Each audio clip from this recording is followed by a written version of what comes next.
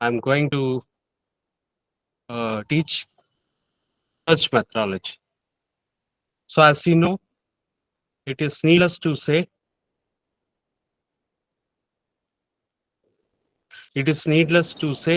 research methodology will be coming in paper 1 and also paper 2. So this will be advantageous, especially for a commerce subject. So I have to give some outline about the research methodology. Then I will go for, we have to focus in paper 2. So regarding paper 2, you should be very peculiar in statistical tools. That is very, very important. So in that, I already told in the introduction class, again I'm telling, the research process, sampling technique, the ethics of research, parametric test, non-parametric test, all are very, very important. If any problem, if any difficulty in following the concepts, in understanding the concepts, you can ask. Yes, I'm going to display the slide.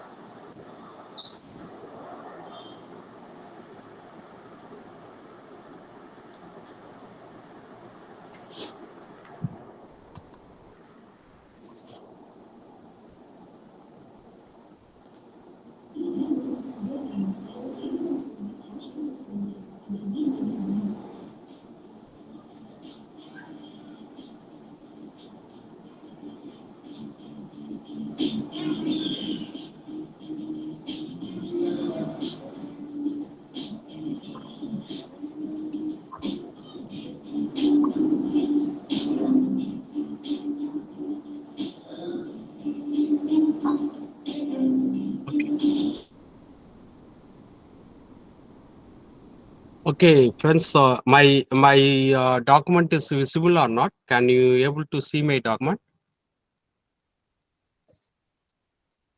No, sir.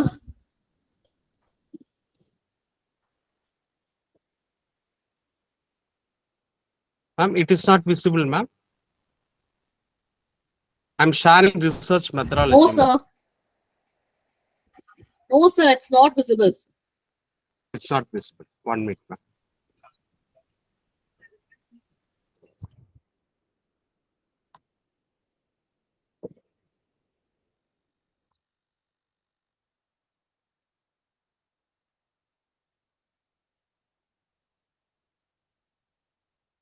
Now, ma'am.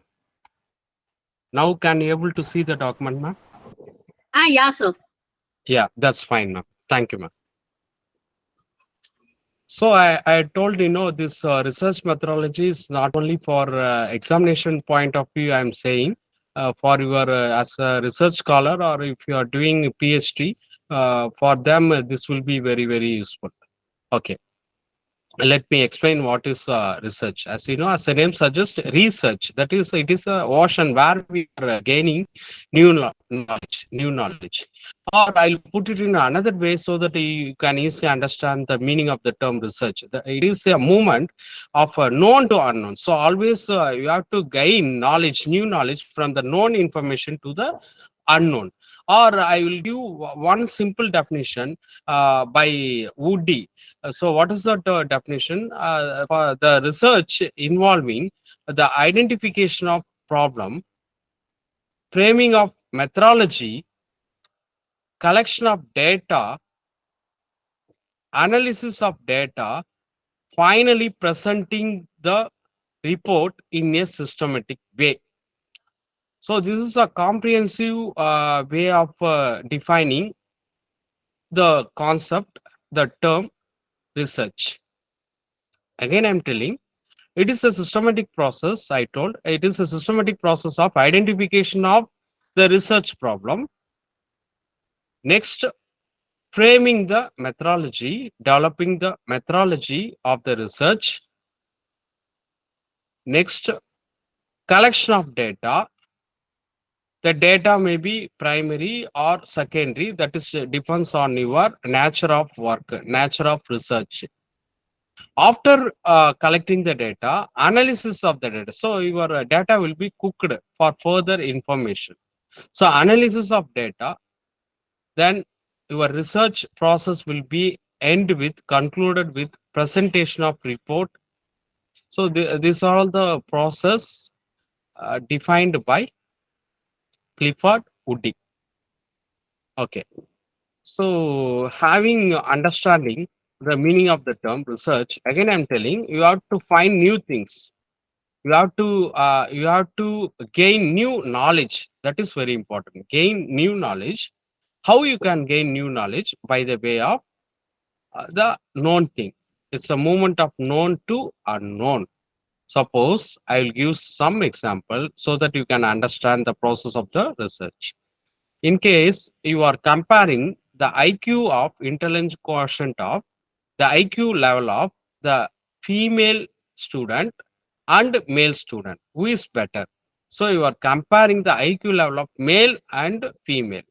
So this is one of the example of research process. Or otherwise, I'm saying the fertilizer, the productivity of the fertilizer, the soundness of the fertilizer. So you are comparing the fertilizer. So before spraying the fertilizer, what is the capacity? After fertilizer, what is the outcome?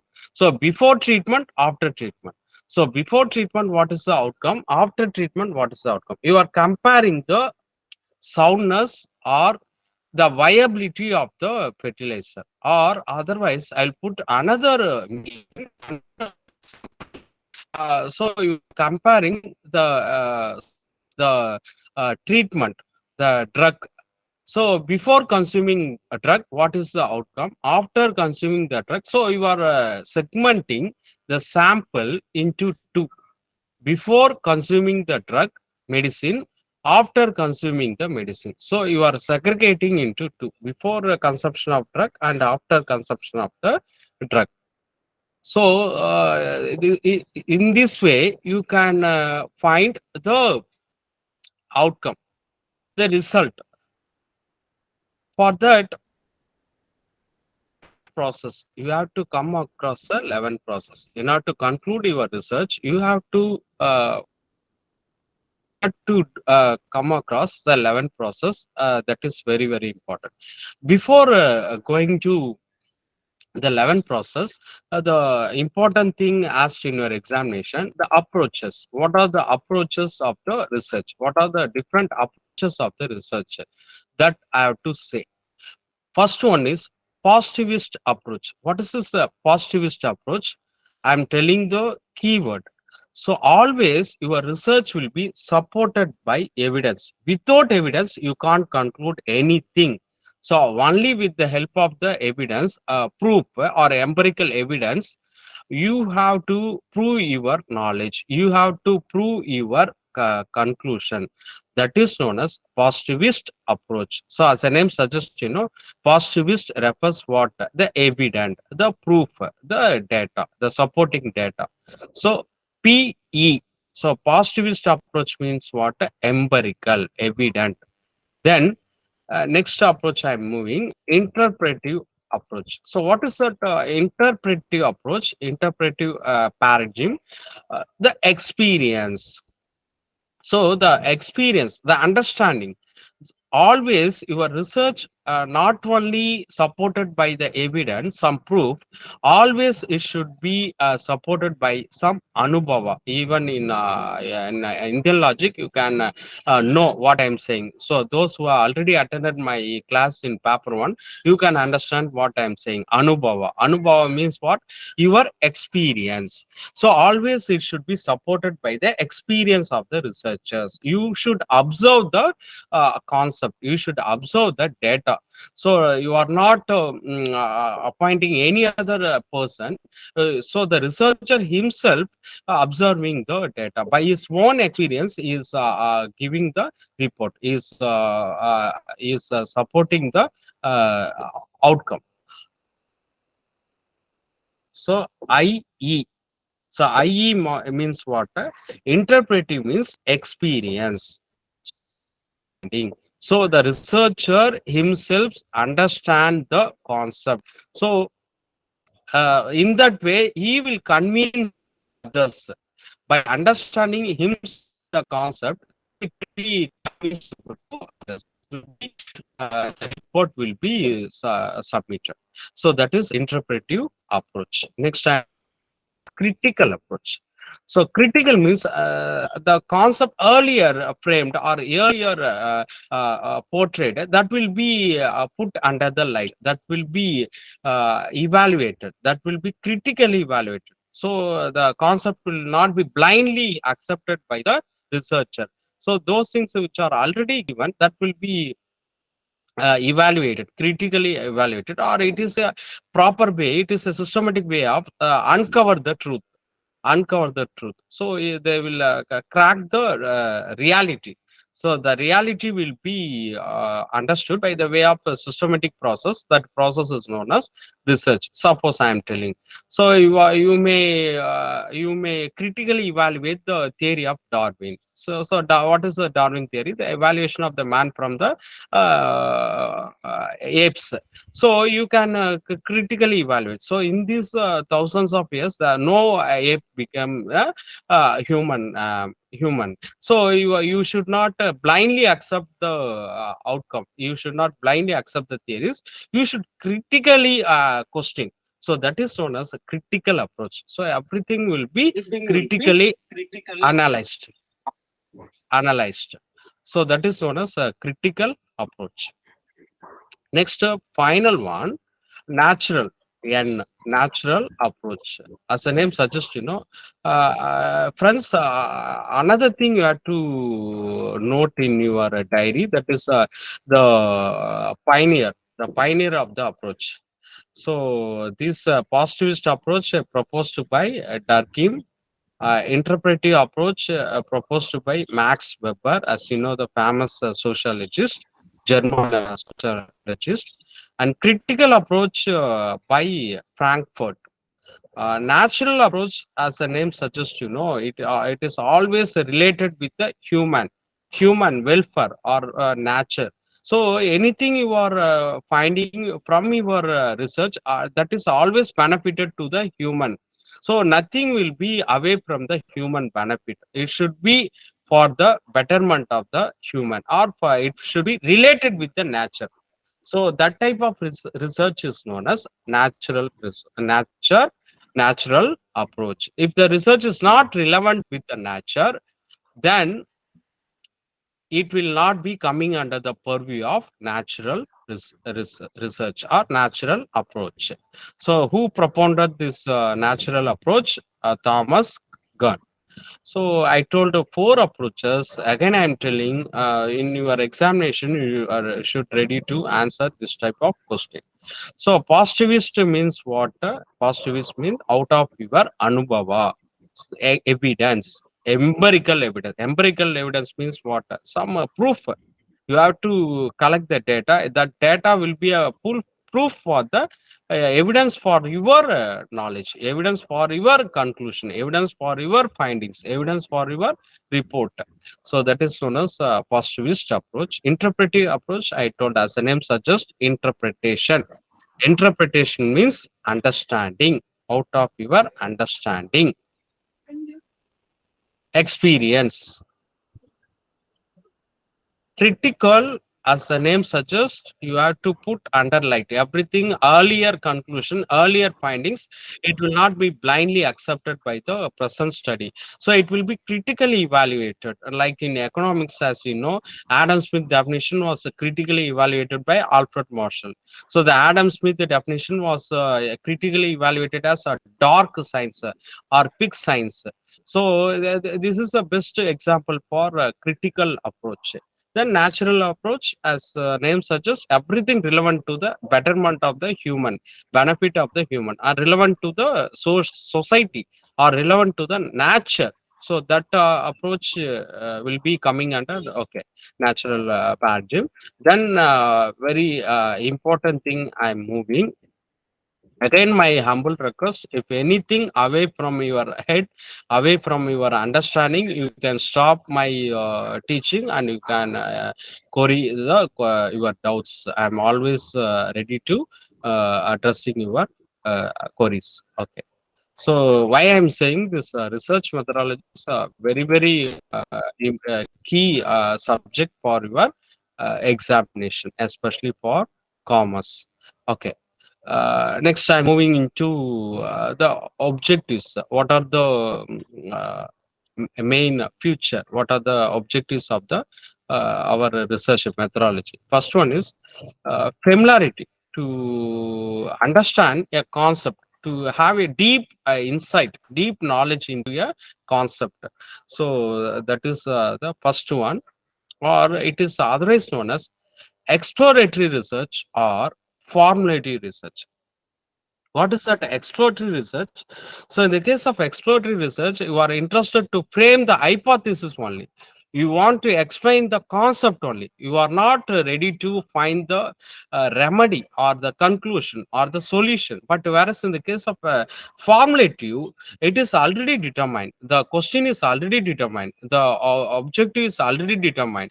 The hypothesis is already determined. It's your duty. The researcher duty is to find the solution. That is known as formative research. So this both research, both kind are particular and relevant with the familiarity of a phenomenon or familiarity with a concept. So in order to define the situation, so that is known as exploratory research or formative research. Again, I am telling exploratory, framing the hypothesis; formative, finding the solution for the hypothesis. Hypothesis means question. For your easy understanding, hypothesis means your research question. There should be a problem, towards the problem you are finding the solution. So always without a problem, there is no research. There should be a problem that is faced by the society. Say for example, the unemployment, or some disease, or some productivity of agriculture, or the teaching difficulties, or the student condition. So there should be some problem. For that problem you have to find the solution. But whereas in the case of first objective, you are explaining the problem, exploratory or formative research. Okay, next time, second objective, in order to portray the character of the individual, or in simple way I'm saying descriptive research. So I will say in the next slide, I will say descriptive research. What is this descriptive research? It will be otherwise called as ex post facto research. Ex post facto research means what? In this research, you are not ready to find the solution, but you want to explain the situation. You want to explain the situation. Here you couldn't able to control anything. It is already happened. So already occurred. That was given in a detailed way for the better understanding. So that is known as a descriptive research.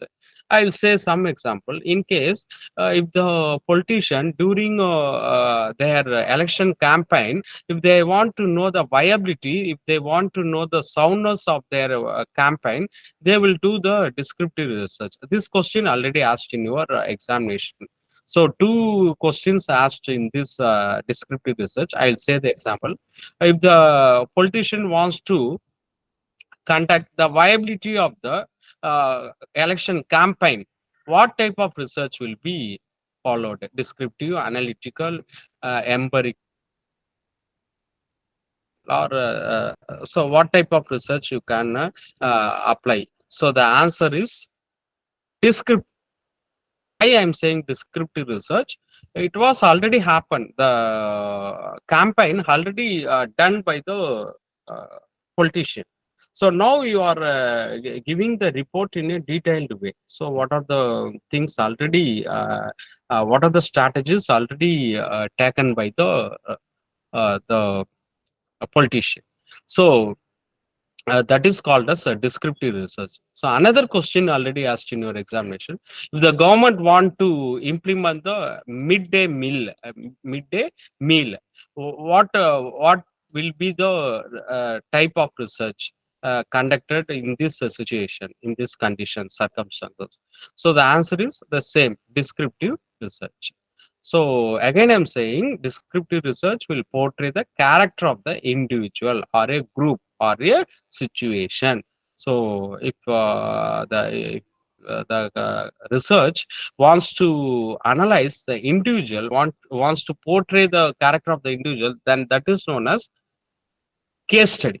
That is known as case study. Individual means case study. Say for example, in the for industry, if you want to analyze, if you want to know the character of the HLL, or if you want to know the uh, Ford company, so that is called as case study. Then I'm moving into the third one.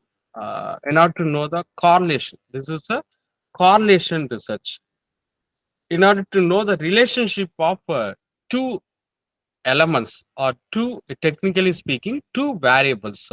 So one variable is a dependent variable, another variable is a independent variable. One is dependent, another one is independent. So why we are saying one is dependent, another one is independent? One is associated with the other, or one variable controlling the other. So the variable which is controlling other, that is known as independent variable, and the variable which is associated with the other, that is known as a dependent variable. Say for example, for your easy understanding, I'm saying height of the father, height of the son, height of the father, height of the son. So height of the father is a independent variable, and the height of the son is dependent variable. Or otherwise, I'm saying the teaching methods, the teaching pedagogy. So teaching pedagogy is what?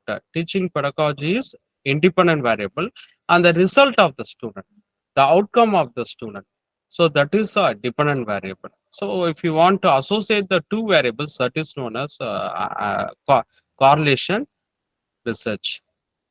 Third one. Fourth one is to test the hypothesis, causal relationship of variables, or a hypothesis testing research. So in this case, the T test, Z test, or Kruskal-Wallis test, Mann-Whitney U test, all are coming under the hypothesis testing research. So in every research, you have to frame the hypothesis. What is hypothesis? The research question. I will tell what is hypothesis in the next. Next, I have to say about the types of research. Kindly note the hints. So only hints is enough. Again, I'm telling, in this case, they will ask the application oriented, not the meaning of the types. They will ask the application oriented. So if you are knowing about the detailed knowledge of the types of research, then only it is understandable. Otherwise, it is difficult. They will ask the question in the form of application oriented. So repeatedly, I'm saying, in this part, they will not ask what is a descriptive research, what are the character of the descriptive. That type of question will not be asked in your examination. Always they will ask in the application, where you can apply the action research, where you can apply the applied research. So that way they will ask. So kindly note the hints, or kindly know the where you can apply the different types of research. Okay, so first I'm saying about descriptive research. So what is that descriptive research? I already told, it is exposed factor research. Why this is exposed factor research? Here the researcher does not have any control over the variables. He is not having any control over the variables. He will not manipulate the variables. He will not change any variables. He will not experiments the variables. Simply you will be the spectator. Or already occurred. So that is known as a descriptive research. I'm telling the keyword. So what is that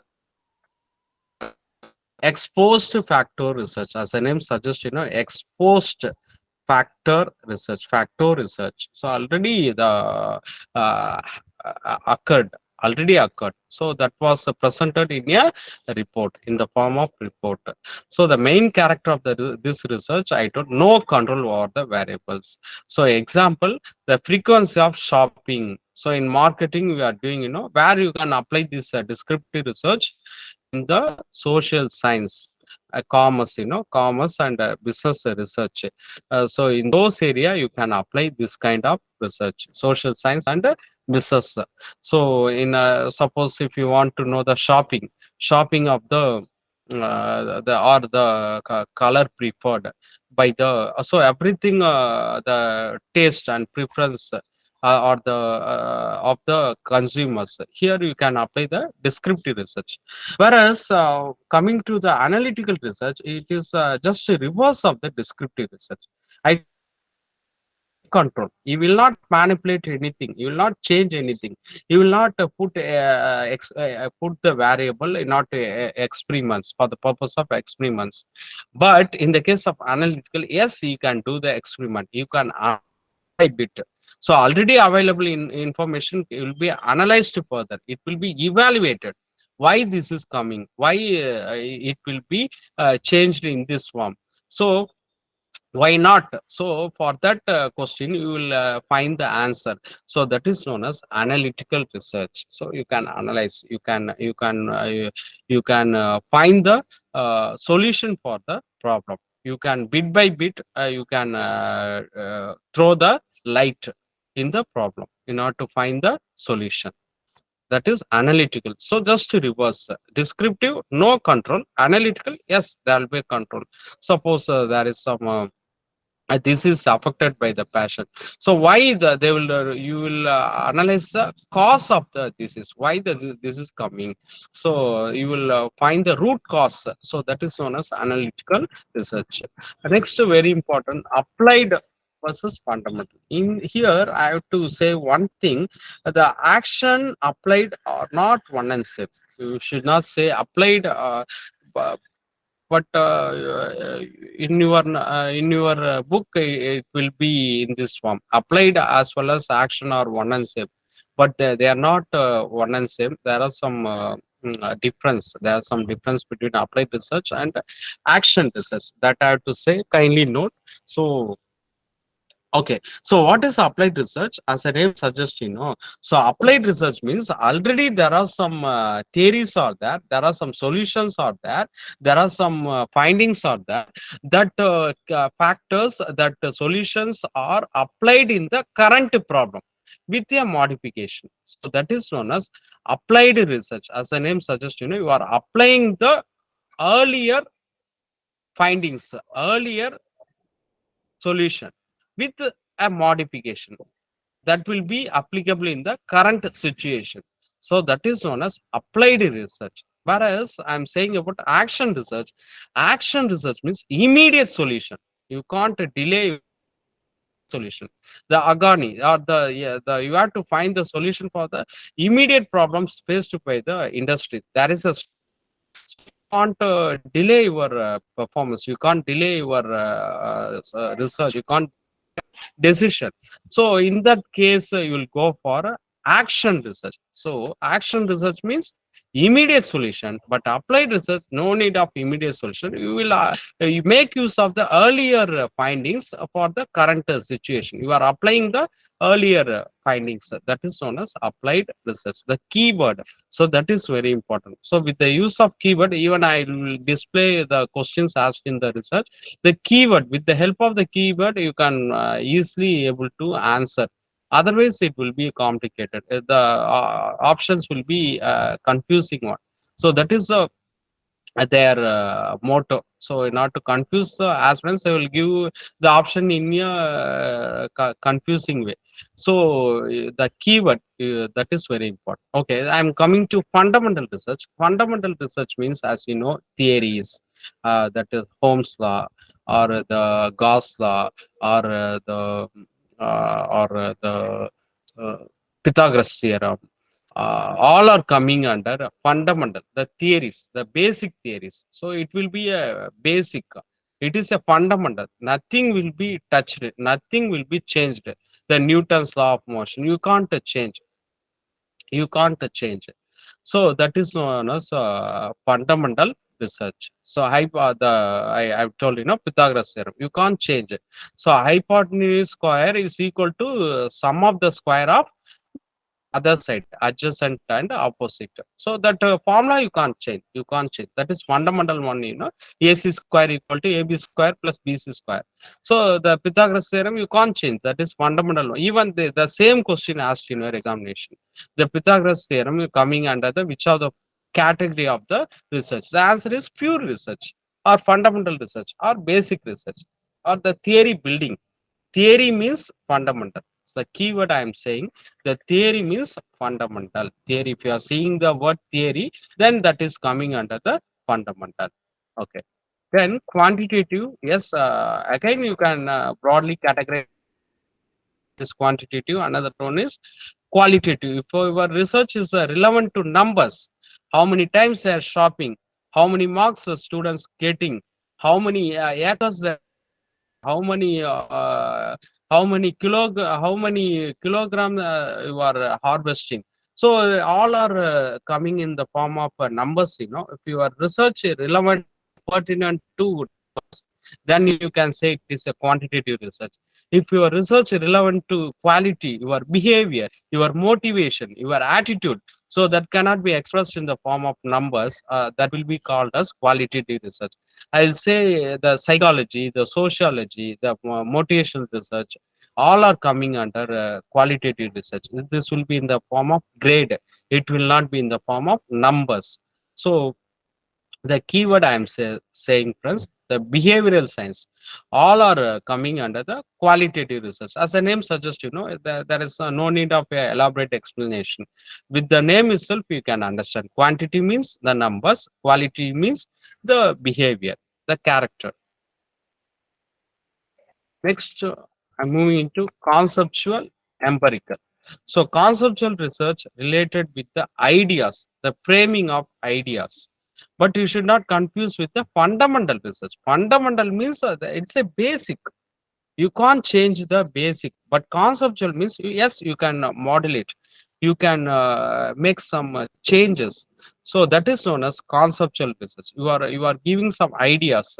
You are out of your research, you are saying some ideas for the problem. That is known as conceptual research. Whereas empirical means data collection. So you are relying on your data. You are collecting the data. So that is known as out of your experience, you out of your observation. That is known as empirical. Empirical means always experience. It refers experience. Already I told, even if you are noticing my when I'm teaching about the types of approaches, there I told empirical I told. So empirical means experience.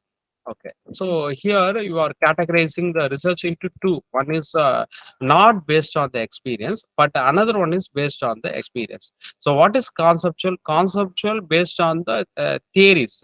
It is based on the idea. So you are expanding the theories. You are extending the theories.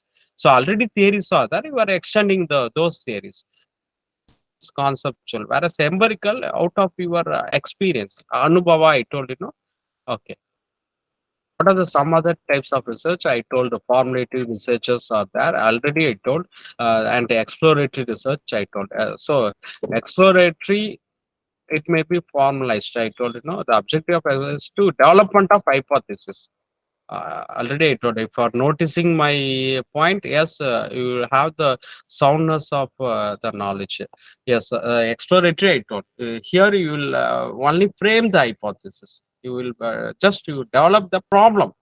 You can identify the question. But whereas in the case of formalized, as the name suggests, it's a formal one. So formal one means what? Not only you are framing the question, also you are finding the solution for the question. That is known as formalized research. Correct. And the next one is clinical diagnostic. Clinical means what? Your experiments. Here you are interesting to know the cause, the reason, the reason. So that is known as clinical research. Clinical research means you want to diagnose why the problem arises, the root cause of the problem. Suppose the students are not interested in the classroom. You should apply your research. Why? What is the root cause? Whether it is in the side of the teaching pedagogy or the attitude of the students. So you should analyze. You should diagnose the problem. Suppose students are very irregular in the class, so you should diagnose. So how you can sort out, how you can solve the problem. So that is clinical. Clinical means uh, solving the finding the root cause, finding the root cause. Then field setting or laboratory. Field setting research means what? It's a simulation research. It's a simulation. So the situation was simulated. So the environment will be simulated. So the research will not be conducted in the real situation. It will be simulated. So that is known as laboratory research, like off-the-job training. As you know, in HRM we are studying, off-the-job training. So in the off-the-job training, the machinery will be simulated in order to avoid the accidents, in order to avoid the costly losses, breakages. So likewise, you can simulate the situation. That type of research is known as field setting research or simulation research. Again, you can categorize the research based on the period. If you are conducting the research for 1 year, for a short period, that will be one-time research. Longitudinal research will be for 15 years, 10 years, long period. Another one is historical research. So in the case of historical research, there will not be any hypothesis, framing of hypothesis. So what is a historical research? Out of the historical remains, the coins, the pots, so the Agarwarachi, right? So in here we are having Hurricane made Agarwarachi. So out of the historical remains is that coins, pots, that is coming under historical research. Then also you can categorize the research conclusion or decision oriented. Conclusion means what? Here you are want to conclude the research. So here you are ready to pick up any problem. So here the problem is not already framed. The researcher have full freedom. You have the full freedom to pick any problem. Whereas in the case of decision, already it was decided. So you are not have the freedom to pick the problem. That kind of research is known as decision oriented research. And I'm going to say the research process very important, right from formation till the review of literature, and 11th preparation of report. So 11 process are there. So this might be asked in your examination. Repeatedly they're asking in paper 1 or even in paper 2 they will ask. Okay. But uh, more possibilities are in paper 1. Okay, I'll say the keyword. So in your research report, what are the sequence, the chapter frame? So how you can arrange your chapter? So here it will be useful for your examination. Okay, first one is identification of problem. So you have to identify the problem. The problem natural approach, I told the research will be relevant to the nature, or it may be relevant with the correlation, the association of the variables. See, the research relevant to the disease or the research relevant to the psychology. So all are relevant with the nature, or some research may be relevant with the variables, dependent variables, dependent variables. So the researcher decide well in advance before going for the research program. So that is very important. But here very much needed is you should not pick the problem which was suggested by the research guide or respondent. But you have to select the research topic where is have the sound knowledge, where is and the understanding level, where is having the interest. That is very important. See, many researchers are going through the research, but they are not able to complete the research. The main reason is they are not having the adequate information or the interest. So the area of interest of research is very important while doing the research, while pick up the topic. So that is one. The keyword I am saying. The keyword. What is the keyword? The topic may be relevant nature, or the topic relevant with the correlation. Two variables. And review of literature. I told you, no, review of literature. So review of literature. Why the review of literature? You are collecting the earlier works or earlier books, earlier journals, uh, or the paperwork. So already done. So those work already done in aligning of in line of your work, in line of your work. So that is known as extensive review of literature. So you have to go through the earlier studies which are pertinent to your. Suppose I'm studying about the women stress, the stress faced by the working women. So what I have to do, I have to go through the earlier studies. I have to go through the earlier study, even it may be foreign studies, Indian study. So I have to go through the review of literature, earlier studies. But here I have to put one question. What is the main reason for review of literature? Can you say? So this is a question already asked in your examination. What is the main purpose of uh, doing review of literature? Can you say Research that? gap. Very good, ma'am. Can you elaborate what is the research gap, ma'am? Like previous years, they would have done a research, but now you might find something more relevant which was missing in their research, which is more useful in times like now. So you try focusing your research around that. Yes, ma'am. Very nice, ma'am. So, in what way your research will be differ with earlier studies? That you have to locate. That you have to find in this segment. That is extensive review of literature. Can you say, ma'am? Can you say in what way the research gap you have to find? In what way? What are the factors in that your study will be differ with earlier study? Why I'm saying I'm finding some report where they are texting my research gap is in the earlier study they are doing in this state, but now I'm taking this state. In the earlier study they are doing in Rajasthan, now I'm taking. So in that way they are differing their research. So purely saying it is not a research gap, it is not a research gap. Or in the earlier study, they are using these technologies, these statistical tools like mode or correlation or Concova or multi-dimension analysis. But my research, these are not research gap. It is not referring with the research gap. So what is research gap? Can you say, ma'am? Not sure, sir. Okay, I'll say, ma'am. I'll say. If you are having some idea, that Sir, I'm inviting sir, your. once again, sir. Yes, Sir, yes, ma'am. actually, Yes, ma'am. in a particular topic, sir, if we take for particular topics, actually, researchers might have not done.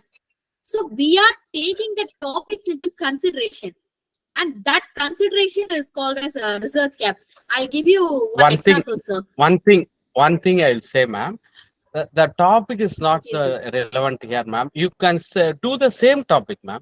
Suppose if you are doing, Yes, sir. I told you, no, done by Yes, early sir, I can studies, get you, ma'am. sir. No problem. Here, the topic is not Yeah, important, ma'am. Yes, ma'am. Topic, yeah, sir. important, but Yeah, sir. what is As you very said, important? sir, sir, Yes, ma'am. topic okay, but so as you said, topic is not important. But I'm Yes, telling ma'am. particular keywords and variables in a particular topics that is missed in Ah, the that earlier is stage. Yes, ma'am. Yes, ma'am. That is So a now research only gap. you are, yes, ma'am. Now only you are refining your answers, ma'am. Yes, ma'am. Yes, ma'am. Your scales, ma'am. Your scales or your factors or your domains. That is very important, ma'am. Your domains. Suppose that if you are if stakeholders. Suppose in the early studies they are taking only the students, but in your research you are taking the other stakeholders like management, the government, or the parents. Clear, ma'am? Would you able to differentiate what is a research gap? So something you are Yes, sir. adding, that is where, or some domains. You are adding some domains. Say, for example, in the earlier studies, they are focusing only on the management, but in your research, you are focusing other domains of your area. So that is known as a research gap. So the thing I'm spectating in the report, that experience I'm sharing with you, that is wrong only. You should not say those things are research gap. Okay. Next, I'm moving into it is okay. Then I'm moving into hypothesis. What is a hypothesis? Hypothesis means research question, or it is a statement which should be proved. It may be proved or disproved. That is known as hypothesis, or I will say it is a research question. Okay. So what are the character of the hypothesis that I have to say? But without framing the hypothesis, you can't go for your research. So it is a presuppositions, or the keyword I am saying presupposition, or it is an assumption. In case for your easy understanding, I will tell one thing. Suppose if you are walking in your road, suppose three roads are deviating. Three roads are deviating. What happened? You can't simply sit. You will take as randomly. You can choose one road. That road will be a correct path, or it may be a wrong path. Your assumption only. With the assumption only, you are taking one path. You are taking one path. So it is only assumption only. So after the destiny only, you will come to a conclusion. Yes, this is a correct only, or this is a wrong only. Like that, hypothesis is only a assumption. It is only a presupposition of your research. So these questions, this research hypothesis will be evaluated in your research. Finally, you can conclude, yes, this research is significantly true, or it is insignificant. So you have to find the solution in your findings segment. So before that, you have to frame the hypothesis. So I will give some clue. I will give the clue. Suppose to know whether the students are attentive in the class, attentive in the class in the during the post lunch, during the post lunch. So what hypothesis I will derive? I will frame. There is no between the timing of the class and the attention of the students. So that is a hypothesis I will frame. No correlation, no association. Always your hypothesis will be null only. So I will say, while saying about the types of hypothesis, I will say what is null, what is alternative, what is directional, what is research hypothesis. I will say. Okay. Before that, I have to give the outline of what is research. So I have to check the students are really interested in during the post lunch classes. Okay. So what is my hypothesis frame? I will frame the hypothesis. There is no association between the interest of the student, attention of the student, and the timing of the class. Or for your easy understanding, I will say, suppose you have cleared the net examination.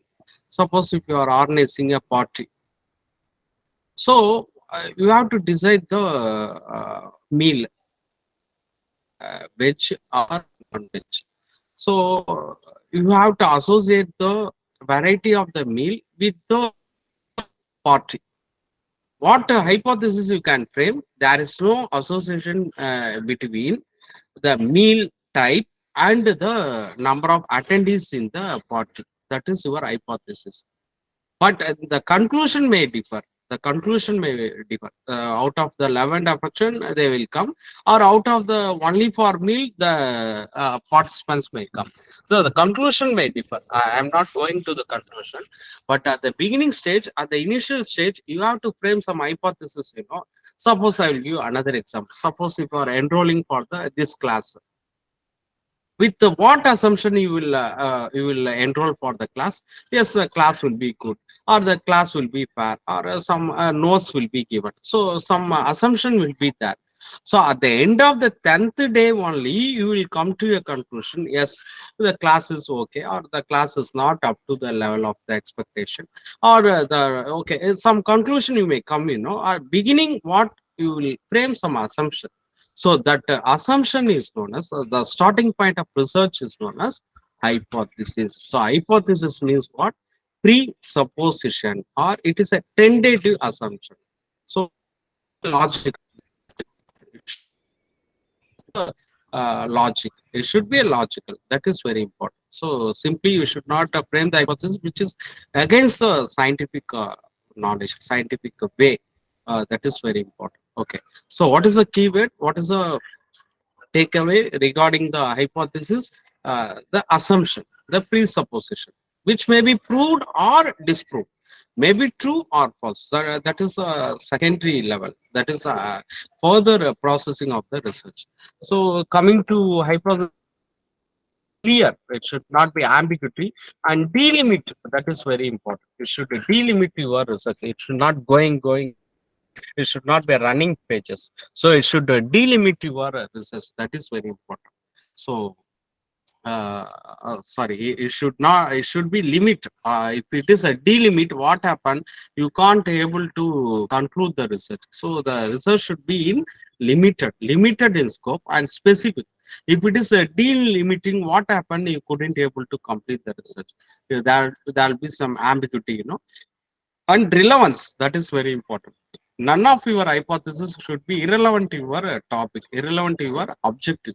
So always it should be corollary. It should be corollary, speaking the same language of the objective. So for every objective, you have to frame the hypothesis, minimum one hypothesis. So if you want to attain the hypothesis, sorry, if you want to attain the objective, how you can attain the objective? Only with the help of the hypothesis. That is very important. So these are the character of the hypothesis. Okay. Next, I'm moving to the types of hypothesis. Very important. In case doubts are there, you can ask. See, null hypothesis means what? Without any bias, no bias, no favor. Without favor, you have to frame the hypothesis. So it is a universally accepted one. But in foreign countries, they are doing the hypothesis with the alternative hypothesis. Favor in favor of one side. But in foreign, I'm seeing some research paper there. They are doing their research with the starting point of alternative also. But in India, they are not accepting the research with the alternative. So always we have to do our research from null hypothesis. So what is null hypothesis? No bias, no favoritism in one side. So that is known as null hypothesis. I will give example. Suppose I'm testing my students, the boy student and the girl student. I should not frame the research question. I should not frame the hypothesis in this form. The boy students are better than the girl students. So my hypothesis should not be framed in this directional way. So it should be framed null hypothesis without any bias. That is what I have to do. So there is no significant, kindly note my word, friends. No, that is very important. So there is no, even the simple question they are asking, which are the following is a null hypothesis they are asking. Or if the null hypothesis is rejected, what is your conclusion? Suppose if your null hypothesis is rejected, you have to delete no part. You have to eliminate the no part. That is your conclusion. If your null hypothesis is accepted, in the same format, you have to accept the findings. So that is, you have to include no. Correct. So what is the null hypothesis? There is no difference in the IQ of male student and female student. So this is my null hypothesis. So always I have to frame my hypothesis in the null format. Null means what? Without any direction, or without any favoritism, or without any bias, my bias, personal bias. So that is known as null hypothesis. One thing I'm telling for your exam point of view, always in your research, you will check only, you will test only null hypothesis. So you will not go for alternative hypothesis. Always you will check only null hypothesis. If the null hypothesis is rejected, then only you'll go for alternative hypothesis. So you'll not go for so what is my important thing I'm conveying now? The null hypothesis is tested in the research. Always null hypothesis is tested in the research. So what is alternative? If the null hypothesis is rejected, you have to remove the no part. Then it will be alternative. What is alternative? Yes, the boy students are better than the girl student. So in a one direction. So that is known as alternative hypothesis. So what is a research hypothesis? The framed for your research, that is which are used in your research. So all the hypotheses which are framed in your research is known as research hypothesis. Or I'll say the hypothesis tested. Suppose in the initial you will frame some hypothesis that will be eliminated. But you will screen the hypothesis. So after screening, the hypothesis used in the research are known as research hypothesis. What is a directional hypothesis? Directional means I told you, know, in one direction. You will frame the hypothesis in one direction. That is training A better than training B, or this class is better than another class, like that. So that is a directional hypothesis. Direction means what? In one side. That is called as directional hypothesis. So these are all the different types of hypothesis used in your. I told alternative. I told I'll alternative. Where you will go for alternative? Null is rejected, then only you'll go for alternative hypothesis. That is the possibilities. Okay. So types of research I told again, telling null, alternative, research, directional. Okay. Next I'm moving into research design. Research design means what? How much you have to spend? What is the period of the research? So it is only a planning. The keyword I am saying, the planning of the activities well in advance. So that is known as research design. Then sampling design, very important. So what is sample? Sample means the few items of your uh, population, the few items. So due to paucity of time, or due to the lack of money, or due to so in order to avoid some errors, you may conduct the research in the representative only. In the representative only. That is known as sample. So sample, suppose I will give one example. Suppose if you want to test the blood, test your if you want to diagnose. So what you will do, the whole blood in your body will not be tested. So a few representative, a few drop of blood will be tested. That will be screened. So that is called a sample or the representative. So in our research also, in the same way, in our research also, your whole population, you are the items which are considered for the research, all the items will considered for the research will not be tested due to avoiding the error or the lack of time or the money, lack of money. You will conduct your research only the sample. Yes, it is acceptable. If you are conducting the research with a few sample, yes, it is only acceptable by the research. Okay. So suppose I am saying, if you want to know the stress faced by the working women in Tamil Nadu. Suppose if you want to test stress of the working women, you have to collect the data from all the working women, like a gray collar job or the workers, the contract or the contract workers, or the IT industries, or electronic so you, all the working women will be under your consideration. So it is impossible, it is impossible. So you have to identify all the working women. You should not left out any working woman. It is impossible, So for the feasibility, what you will do, you will select the few working women. You will choose a working woman that will be a representative of the population. So what is the population here? The population is the working women in Tamil Nadu. What is the sample? Sample is working IT industry. Correct. So that is known as sample. So in your research, the population is, what is your population? Working women in Tamil Nadu. But what is your sample? Working women, IT industry, Coimbatore. That is a sample. So that should represent, it will be representative of the your population. So you should know the basic meaning of the term sample. I told you, in order to, it will be a lack of time, lack of money, or lack of human resources. You will go for sample. Okay. So what are the steps in sample design?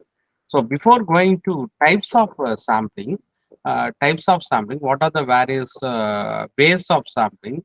Different way you can choose a sample. Suppose out of the 50 student, I have to choose one aspirant for conveying for anything as a representative. So how I will choose one aspirant out of my bias? I will choose one out of my convenient. I will choose one aspirant based on my judgment or based on my convenient, or what I'll do in order to give equal chance. So suppose others will raise the question, sir, what about others? We are not, you are not giving chance to other remaining 49 students, sir. So you will may raise questions. So what I'll do, I will, in a bit of paper, I will write the name of all the aspirants. It will be well shuffled. After well shuffling, I will pick one aspirant as a representative in order to represent the as a representative. So two way I will choose. I will choose aspirant in two way. One is based on my convenient. Another one is based on the systematic way or the equal chance. So in this way, you can segregate the sampling technique into two. One is what? One is non-probability sampling. Non-probability sampling means what? Convenient, judgment, or quota, or a snowball. So it will be non-probability. Non-probability means what? The keyword I am telling. Not equal chance. You are not giving chance to the items to be selected. You are not giving chance. Suppose if you are giving chance to all the items, that is known as probability sampling. So what is probability sampling? I told simple random sampling, area sampling, cluster sampling, sequential sampling, multi-stage sampling. Very, very, very important. That is the reason why before going to types of sampling, I'm giving a outline. Why? Yes, 2 marks. Maybe in paper one or paper two, that doesn't matter. There's no weightage of paper one and paper two. So it will be equally treated. So in your result, it will be, there's no weightage for paper one. So it will be, so that is we need mark. So whether it is from paper one and or paper two, that doesn't matter. Okay. So that is the reason why I'm insisting the. Okay, let me explain about before going for the types of research in a detailed way. I will say the what are the steps. First, you should know the population. What is the population? Whether the population is definite or indefinite, that you should know. Clearly, you should understand. Why I'm saying in parametric test, the population should be definite, but in the non-parametric test, it may be indefinite. So that is the reason why we should know the universe. Universe means what? Population. Population. That is all the items. All the items before sampling process. You have to understand the population. All the items. Then unit. What is unit? In that population, what unit you are choosing? So your population is India. In India, you have to choose a working woman. Let me explain the process in the example. What is our example? I am going to research about the working women stresses faced by the working women. Okay, in India. So India is my population. So what I have to go, whether I'm choosing the district, whether Vilupuram district or Vellore district, so Salem district. So which district I'm going to choose? That is very important. That is second. Third, the source list. Source list means what? All the items in my unit. What is my unit? My unit is district. What is the district? Salem. I am choosing Salem. In Salem, what is the number of companies in the field of IT? So that is my source list. Source list means what? The all the items in my unit, in my sample unit, all the items without ignoring anything. I'm taking all the units. Suppose I'm telling I have to choose one student out of the 50. So what is my source list? Your names are the names of all the 50 students. That is my source list. Next, in that source, how many I am going to select, how many sample I am going to select. So the n number, see, it should be appropriate. Very important, I'm saying, friends, n number, yeah, the appropriate. Suppose if my population is a lakh, in that lakh, I will not choose 100. It is inappropriate, It should be appropriate. That is very, very important. The appropriate size of sample. It should be scientific, appropriate. So for appropriate, there is some formula, the Kocher's formula is that. So the number of sample equal to n into PQ divided by D. The formula is that. Kocher's formula is that. So if you are inputting, if you are input your population, yes, you can get the sample. The number of sample is simple only. So there are some articles are there. So if you are finding the article, there you can find the number of sample. That is not a problem. So size of sample. What is your size of sample? I told in the 50 student, what is my size of sample? I am choosing one student as a representative. Okay. So the size of sample is 1. Next, parameter of interest.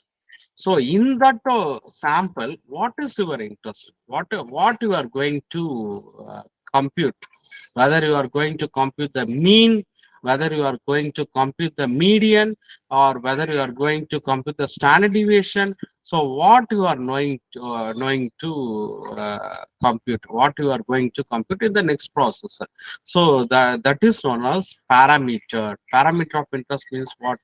In that sample, suppose I'm choosing one student. Why I'm choosing the one student? In order to get the feedback. So what is my parameter? What is my interest? What is the reason for choosing the student? That is fifth. Then budget. Then you have to fix a budget. Then finally the procedure. You have to apply the technique. I told this is a seventh. This is the seventh process. The sampling technique. Okay. What are the sampling technique? I told two sampling.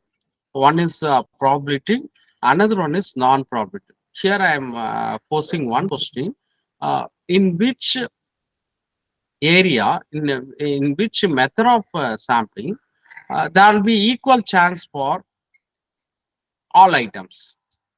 where you are giving equal chance, whether in a sampling or sorry, whether in a probability or non-probability sampling.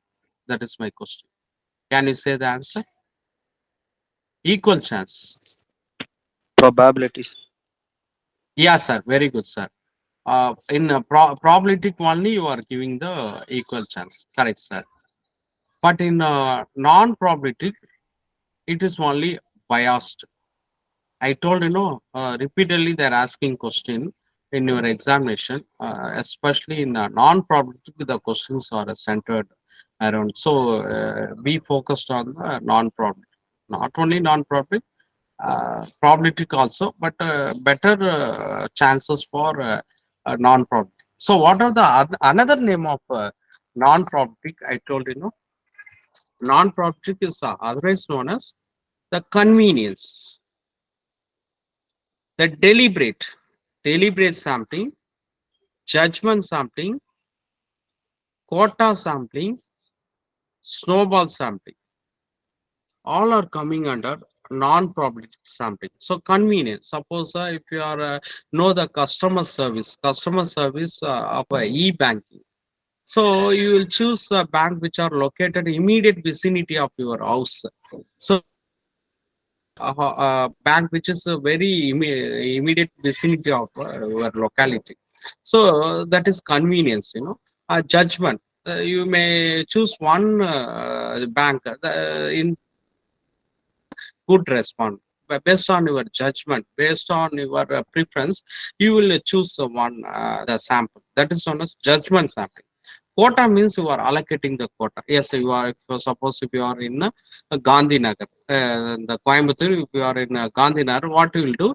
You will allocate more banks. You can more sample for Gandhi Nagar. So that is quota sampling. Deliberate means what? Deliberately you will choose a sample without giving chance for others. Deliberately, I told for your convenient, deliberately you can select the sample. That is known as deliberate sampling. Then I told snowball sampling. So what is snowball sampling?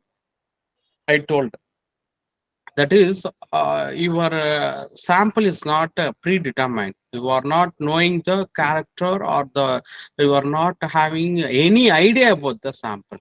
So in such case, what you'll do, you'll go for a snowball sampling. Suppose if you want to study about the cancer patient.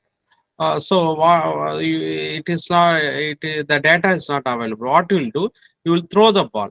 So first you will find out one respondent or one sample.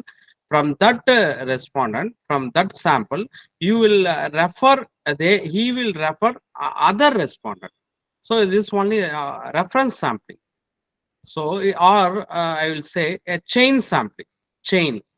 So I'm telling the keyword reference sampling or a chain sampling. So it is not traceable. The sampling is not traceable. The sampling is not able to find out. In such case, what you will do, you will find out one sample. From that one sample, you will refer other. Then after referring another sample, you will refer then a third one. So in that way, you are in a chain way, you are collecting the data. That is known as snowball, throwing ball, from one hand to another. So like that, you are collecting the information. That is known as snowball. Where you can apply the snowball, it is not determined. It is indefinite. It is not understandable. It is that is available. It is not available. In such case, you will go for snowball sampling. Coming to probability sampling, as he told, it's a scientific way. It's a scientific way of doing the sampling. Simple random, otherwise known as a lottery method. Simple random is lottery method. So, well, after well shuffling, you will pick the number of sample as you need. I told for the size of sample, there are some formulas are there, N formula or the covariance formula. I told. So, simple random is lottery method. The keyword lottery method. Systematic sampling means what?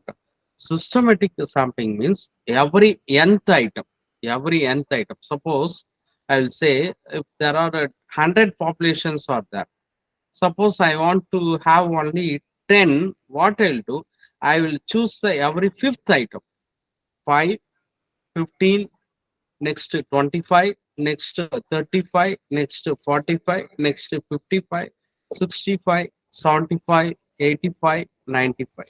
Like that I'll choose. That is known as systematic sampling. So systematic means what? Every nth item. I'll choose every nth item. So next to stratify sampling. So here you are grouping strata. Strata means what? Subpopulation. Kindly note, friends. In the stratified sampling, the total population will be grouped into substrata. So that is subpopulation.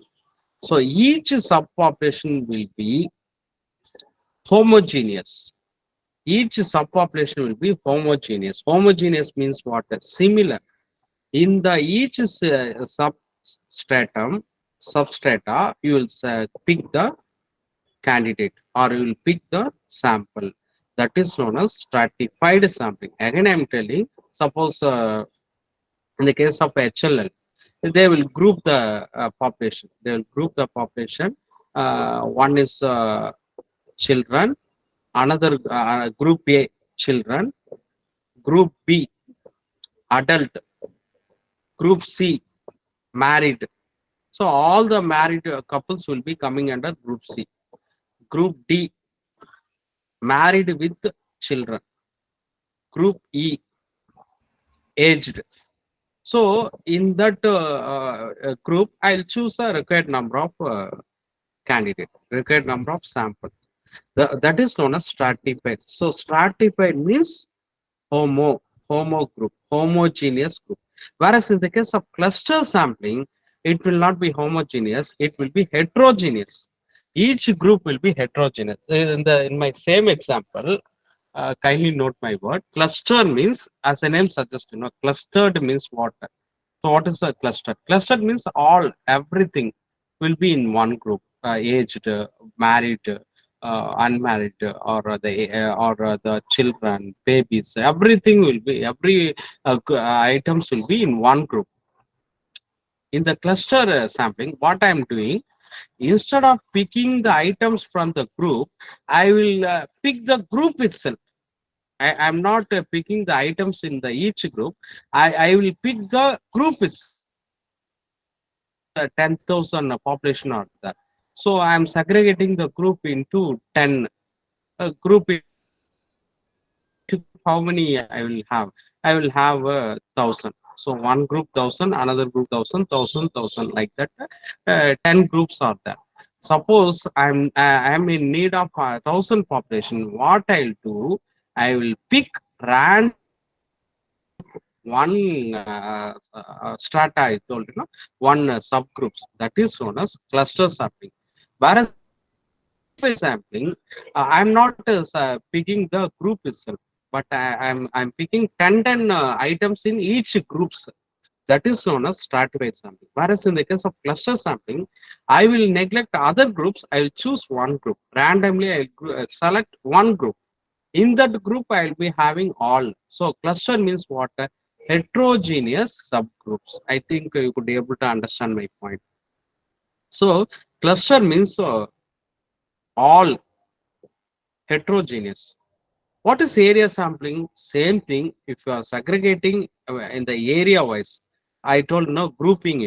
If you are grouping the items based on area, that is the east side, east west, north west, south southeast, north. Like that, you are grouping the items strata in the area wise. That is known as area sampling. So coming to multi-stage, that's another probability sampling. Multi-stage. Multi-stage means what? Stage by stage, you are selecting the sample. I'll give you example, friends. You don't worry. I'll give example. Suppose if my examples are not understandable, you can say I will give another example. Okay. The keyword, that is very important. Keyword. That is my intention of this class. So the keyword, always you should know the keyword. So what is multi-stage? suppose I want to select a sample item. First, I will choose a district. Out of the 32 district, I will choose one district. One district. Say, for example, Coimbatore. In that district, I will choose. There are so many taluks are there, In a particular district, there are so many taluks. I will choose one taluk. After selecting the taluk, I will choose one sub taluk. After selecting one sub taluk, I will select one area, nagar. Okay, nagar. I will choose one nagar. After selecting one street, after in that street, I will select one door number. So this is multi-stage. So this is a multi-stage way of sampling. Multi-stage. I told you multi-stage. Suppose if you want to choose a college, so you will lottery method. You will choose your district. In that district, by the way of lottery method, you will choose a village. In that village, by the way of lottery method, you will choose a street. In that, you will choose a college. So by way of stage by stage, you are choosing sampling. That is known as multi-stage sampling. Okay. Next, next step I am going. That is collection of data. So in the collection of data, two types of that. One is primary data, another one is secondary data. So primary data means collected afresh. You are the first person collecting the data, none other using the data. No other research using the your data. So you are afresh first time. You are using the data for the first time. You are observing the items. You are experiencing the item. You are collecting the data by way of some survey. You are conducting the survey. So you are doing. So you are the first person collecting the information. That is known as what? That is known as primary. As the name suggests, primary. So what are coming under primary methods? Primary data, observation, interview, even telephonic interview, questionnaire, or even the mailed questionnaire, schedule, pantry cards, story completion, all are coming under primary data. The condition is, the primary thing is, the data will be used for the first time in the research. So it is not used in the earlier research. Secondary data, already published data, like statistical department, statistical data, published diaries, unpublished data. So already used, already it was published. That type of data is known as secondary data. Journals, books, magazines, diaries, all are coming under secondary data. So let me explain a key concept, the key things of the each items. Observation means out of your own experience. Suppose if you want to know the better the outcome of the training, what you will do, you will go in the factory and you will observe the performance of the trainees. You will, after training, whether they are beneficial or not, they are benefited with the training or not. What you will do, you will not ask the training. Suppose if you are asking, the answer will be biased one. Yes, so the training is good. So in order to satisfy the management, they will say yes, the training is well done, well equipped, well planned. They will say in a positive way. So it will be biased. So for better understanding, for accuracy, you will observe the performance of the trainees. So that is observation out of your experience. Second one is interview. Interview means a structured question in between the interviewer and the interview. Maybe it will be occurred through in telephone. But in the case of telephone, the poor networks or poor bandwidth or wrong hour, in the wrong timing you are conducting the research interview. What happened? They will not showing interest. Suppose they are busy. Your respondent is very busy. What happened? They will not show interest for your answer for your question. And what is a questionnaire? Questionnaire is a printed form. It is in the printed form. Maybe printer it will seek a answer. So the printed form seek answer from the respondents. But in the case of questionnaire, it will be filled by the respondents, your respondents. Same thing, schedule also same thing. It is also a printed form. Whereas in the case of schedule, it is filled by the researcher himself or the appointed person, the enumerators. So it is not filled by the respondents, your respondents. It will be filled by the researcher. So that is known as schedule.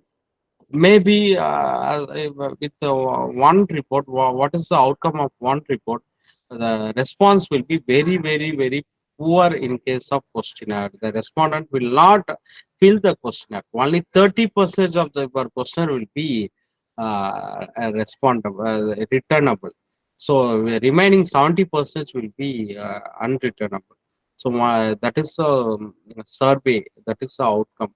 So that is the reason why nowadays they are giving some compliments. If you are filling the questionnaire, yes, they will give some compliments like prices, top up your number. Some compliments are there. Okay.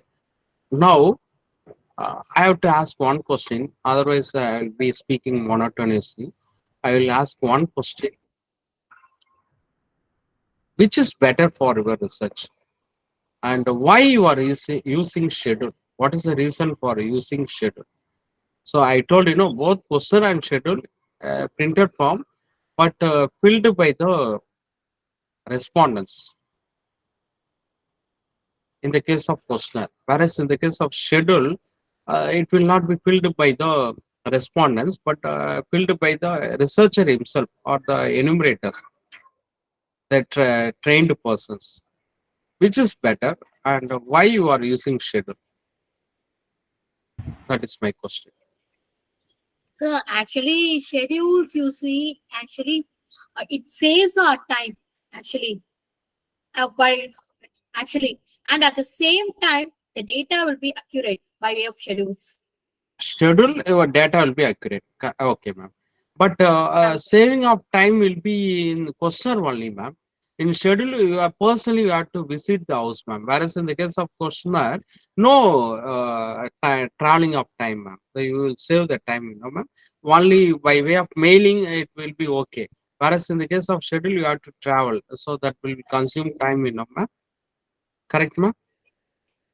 schedule actually we can ask and fill ourselves, sir. But questionnaire, if you see, if we mail it, sir, at the Yes, ma'am. same Yes. time, at the same time, you see, we do not know in what mode Yes. respondents will depend, and we may not get accurate data.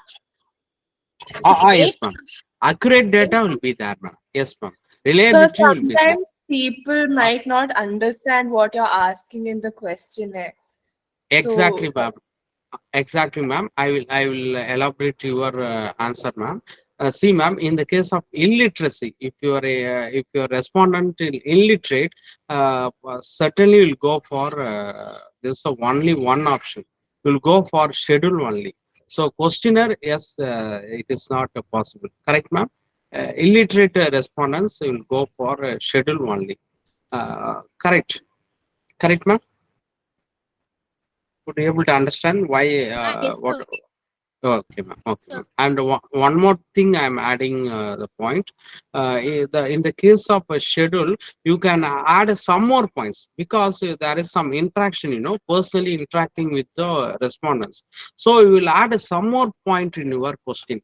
Something left out in the questionnaire, something left out that will be added. or some suggestion you can add that can be used in your suggestion board, that can be used in your report, that can be appended in your report, that will add the value of the report. Whereas in the case of questionnaire, there is no direct interaction, simply they will say yes or no. So on seeing the face, you can know the reality, whether they're saying the true answer or not. So some suggestions you can have, some interaction will be there. So that possibilities are there in the case of schedule. So these are all the questions they will ask. Simply, they will not ask what is questionnaire, what is advantage, what is this. They will ask something in the application oriented. Okay. Secondary data, I told. What is case study? Yes, ma'am. Yes, Sir, ma'am. one more suggestion, sir. As Yes, you teach the content, can you yes, ma'am. please display some of the application related questions, so that we all get practiced actually? Yes, ma'am.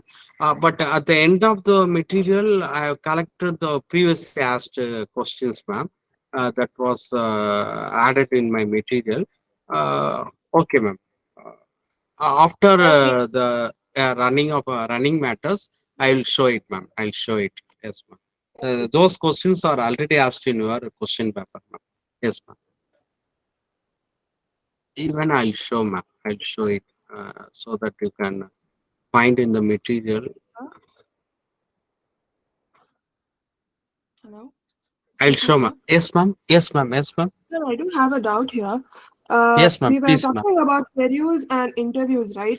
So even Yes, in interviews, we can have a direct interaction with our audience, like our respondents.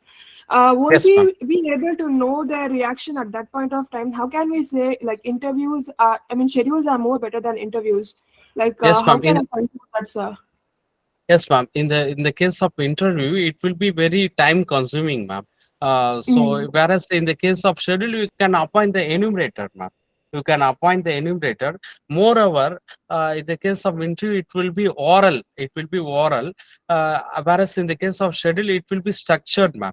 It will be well structured. In the case of schedule, it will Sir, be well structured. What are the question will be predetermined.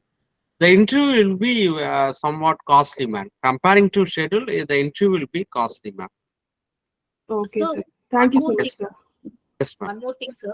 When we are Yes, ma'am. taking interview nowadays, can't we have a online interview? Can't we do online interview research nowadays? Yes, ma'am. Yes, ma'am. You can have an online interview, but there I told you, no, ma'am. There are some difficulties out there. The timing is very important, ma'am. Suppose they are very busy. In that case, you are conducting the interview.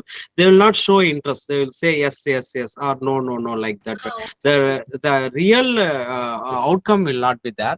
Other thing, the network problem will be there. That is other side, ma'am. That network problem.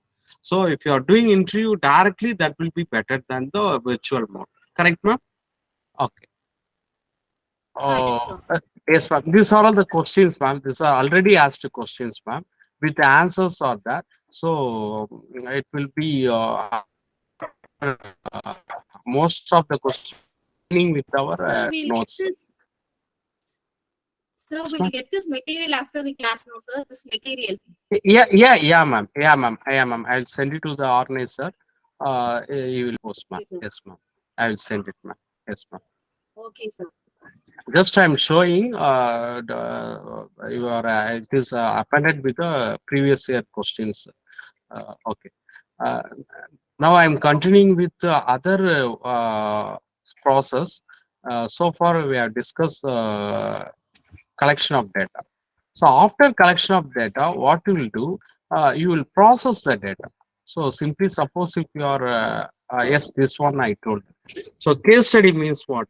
Instead of research in a broader way, you are doing the research in the narrow way.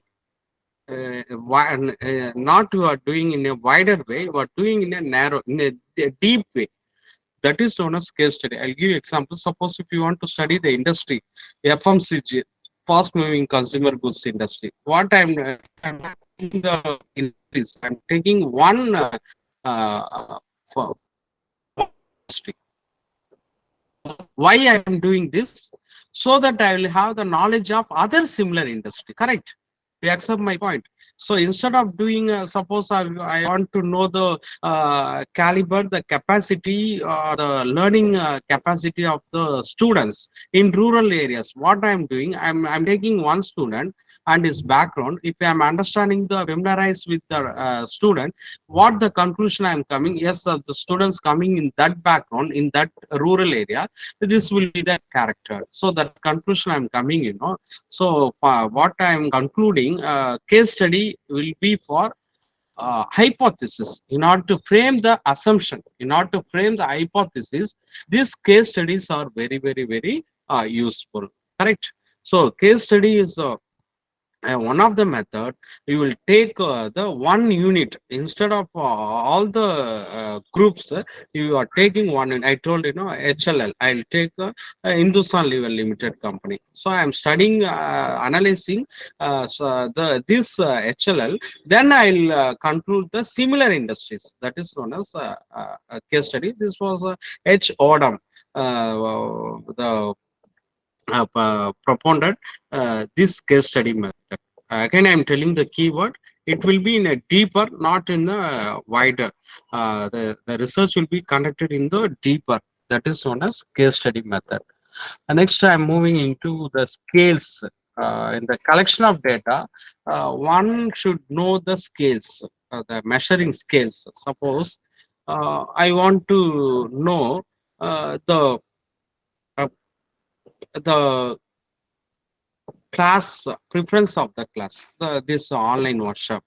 I want to study the satisfaction level of the workshop, the 10 days workshop. So I should frame the scale, I should frame the scale.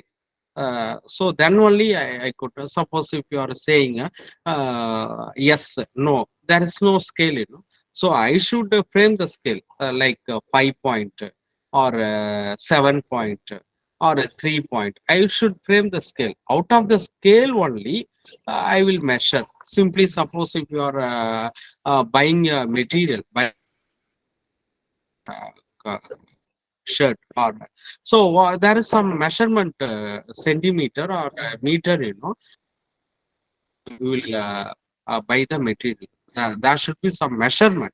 The same way, in our research also, there are some measurement scales. This is very, very important. Only 4 scales are there. Why I'm saying this? In order to decide your statistical tool, whether in our research simply we are doing some correlation, regression, some methods we are doing. So it is a very, very, very poor method of doing the research. So based on your the data, based on your scale, you have to choose the method. That is very important. That is the reason why I'm saying the scale. Even I'll clearly I will tell why I'm saying the scale. I will tell. Kindly note. See, suppose I'm doing interval scale or ratio scale, I will go for parametric test. In case I'm not going for interval scale or a ratio scale, I'm doing only ordinal or nominal scale, I will go for what? I will go for non-parametric test. Very important. I'm asking yes, no. Only 2. Yes, no. I will not use parametric test. It is idiotic. That your methodology is bad. So you will go only for, I'm using yes or no, or I'm ranking. I'm simply ranking. I'm simply ranking the student. I will go for non-parametric. So always there should be a interval.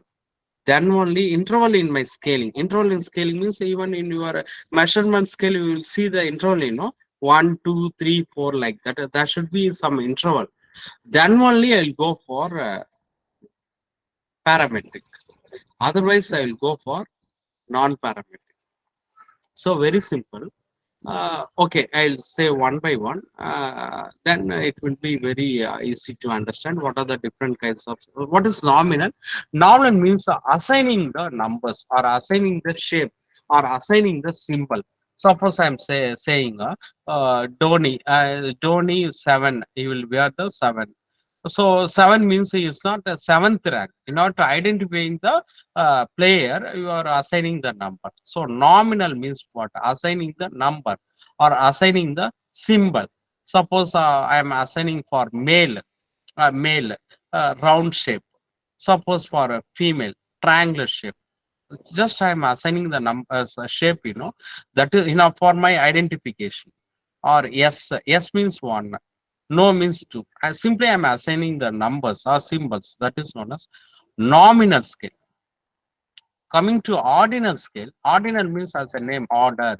As a name suggests, order. While we are doing in, colleges, ranking the student top to bottom.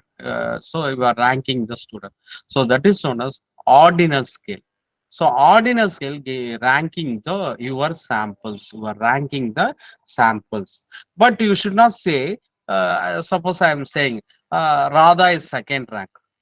Gita is first rank. Can you say Gita is first rank so that Gita is twice capacity of Radha, twice of Radha? You can say no. Even in 1.1 percentage, even in one decimal mark, he will lose uh, first mark. Even in running race, in a fraction of seconds, he will lose first. So that you can't say is twice of the capacity of the second one. You should not say. So that is the reason why this ordinal scale not coming under the interval scale. It is only ranking. There is no equal interval. Always there should be equal interval in between the scales. Then only you will go for what test? Parametric scales. So there should be interval scale. Then only you go for parametric scale. So that is the third one, interval scale. You are seeing, centimeter or meter. There will be some interval, equal interval. So 1 to 2, the same distance will be for 2 to 3 meter. Same distance for 3 to 4 meters. So the distance will be same. So that is known as interval scale. But for your understanding, I'll say in the research, always we are using 5-point Likert scale, the 5 distance, the 5 levels, 5-point Likert scale. So what is that? A 5 point? 1, very poor. 2, poor. 3, neutral. 4, satisfied. 5, highly satisfied. So there are some scale, equal quantum of scale, so that is known as interval scale. Even in Fahrenheit, Celsius, all are measuring the temperature. So there will be some scaling. Whereas in the case of ratio, it will be expressed in the form of proportion ratio. So here you can say the times. Suppose 1:2. 1:2. Radha one time, Geeta 2 times. 1:2. So Radha Geeta equal to 1:2. That means what? Radha is twice of a Geeta ratio. So I'm concluding interval scale, ratio scale will be applicable in the parametric test and nominal, ordinal applicable in the non-parametric test. I'll say what is parametric and what is non-parametric. I'll say. So finally, seventh one out of 11, we are coming in the seventh one. Execution of project. Here it is a checking the project whether the project going in the right path or not. It's only monitoring stage or monitoring the project whether the required amount of data or the quantum of data or the viability of the data or the clarity of the data available or not. You are checking. That is known as execution of the project. Suppose now I am taking class, occasionally I'll check the occasionally I'll check the strength. So that is known as execution of project. So I'm checking, execution of my class. I'm checking whether the class is going okay.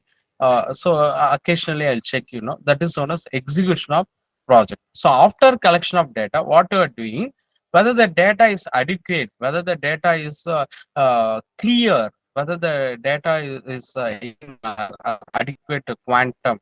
So everything you are checking, that is known as execution of project. Very important step. Uh, then eighth step, processing of data. Okay. I will tell what is processing of data. Before analyzing of data, first of all, I will do the processing of data. That is the ninth step, analyzing of data. Before going for analyzing of data, it's only processing of data. That is making ready, getting ready the data for analysis. So it will not straight away go for the analysis. You can't able to go for the analysis. Before going for analysis, you will do some proper way arranging the data like a tabulation, like a chronological arrangement, like that. Suppose if you want to cooking fish or vegetables, what you will do? First, you will make it a clean one, or cutting the fish or mutton like that. You will do correct before going for cooking like that. Before going for cooking the data, you will go for the processing of the data, making the data ready for the further analysis. Hello. Okay, so that is known as processing of data. In that will be editing, coding, then tabulation, all are coming under the processing of data. Okay, editing means what? Weeding out the unnecessary information. Suppose if you are having more number of DK answer, DK means don't know like that. So don't know, you can't able to do anything with the don't know answer. You can't do anything. So you have to swipe the don't know response for other questions like that. You can edit the data. Edit. Suppose if you are asking. What is your age? What is your age? Suppose in that 10 kilogram. So it is inappropriate, it is inappropriate answer. Like that, you will edit the data. You can edit. So that is known as editing. But in the case of editing, two types: field editing, centralized editing. I told, while collecting the schedule form of data, you will edit at the field itself. While collecting the data, you can edit. Inappropriate will answers will be edited at the field itself. Whereas in the case of centralized, after data, you will do the centralized editing. So finally, you can edit. That is centralized editing. Coding, as you know, coding means for the analyzing of data, you will in order to simple form, you can assign the code 1 2 3 4 like that. You can code like a male 1, female 2, or age below 30 years 1, age between 30 to 40 years 2, like that. Suppose if you are texting the items in a detailed way, what happen, it will be very very ambiguous. So that is the reason why you are simplifying the items. That is coding. Coding means what? In simple way, I'm saying assigning numbers or symbols or shapes for your data, or for your scale. So what do you mean by scale? Can you say? I'm repeatedly using the term scale. What do you mean by scale, scaling, or scale? Can you say?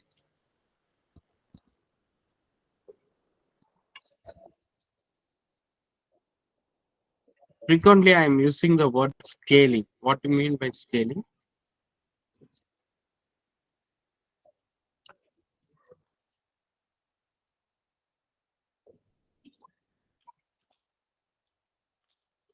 Okay, I will answer. So scaling means the question you are asking, the each question you are asking in your question, that is called as scaling or scale. Suppose how much length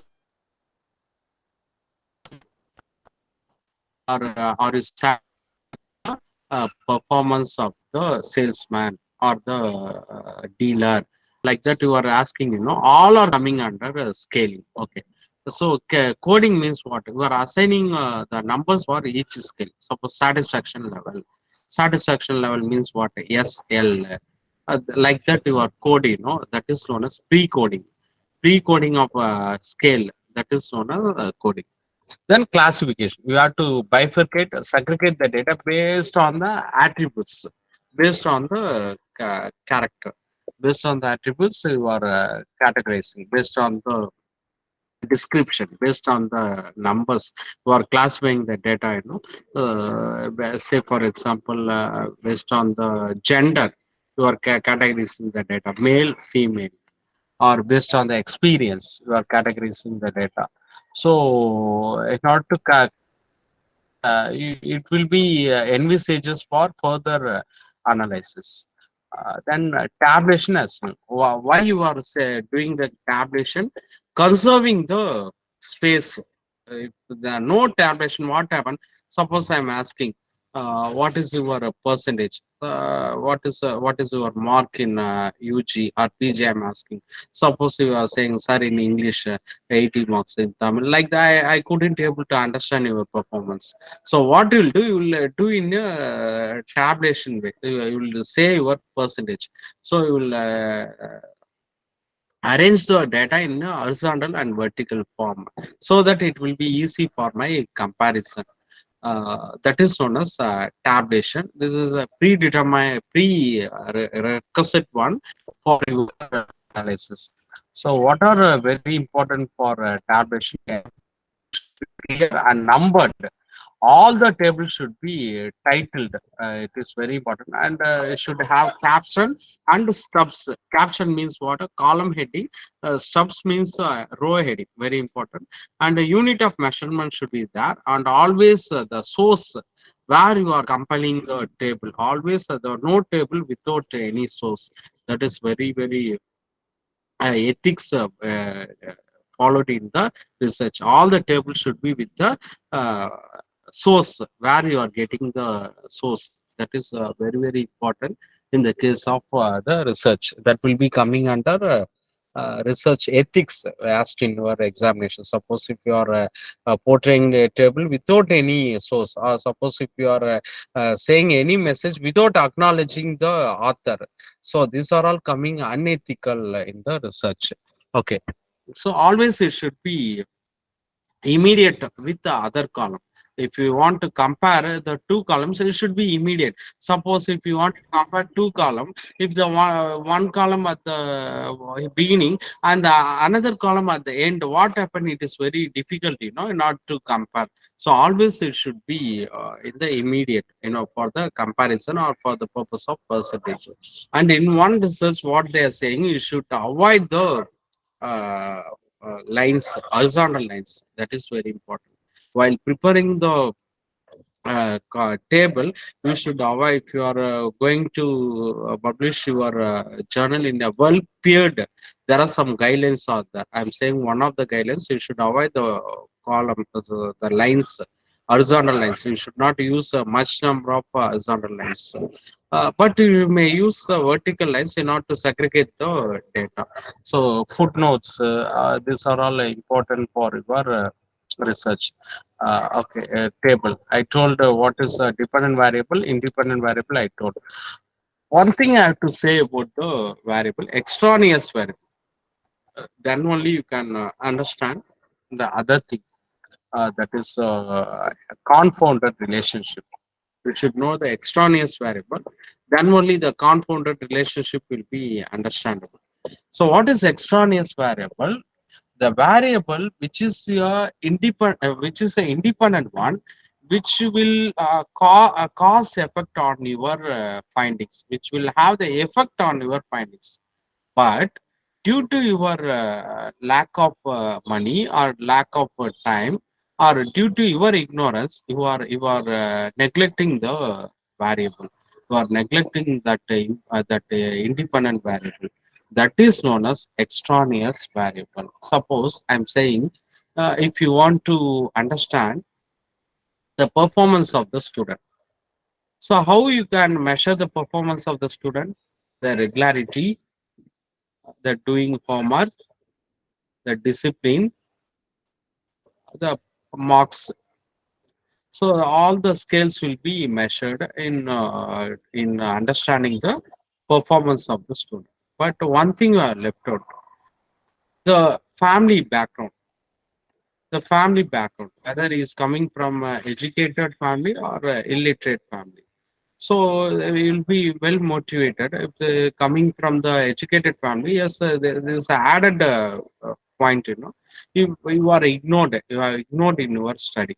So that is known as extraneous variable. Extraneous variable means which will act on the dependent variable, which will have the cause and effect on the dependent variable, but it was that is known as extraneous variable. And the outcome, what is the outcome due to your ignorance? What, how much research affected, how much the result affected? That is known as confounded relationship. I told there will be an impact. There will be impact by the extraneous variable on the dependent variable. That is, I am saying the result. So the result will be varying. Your research result will be varying.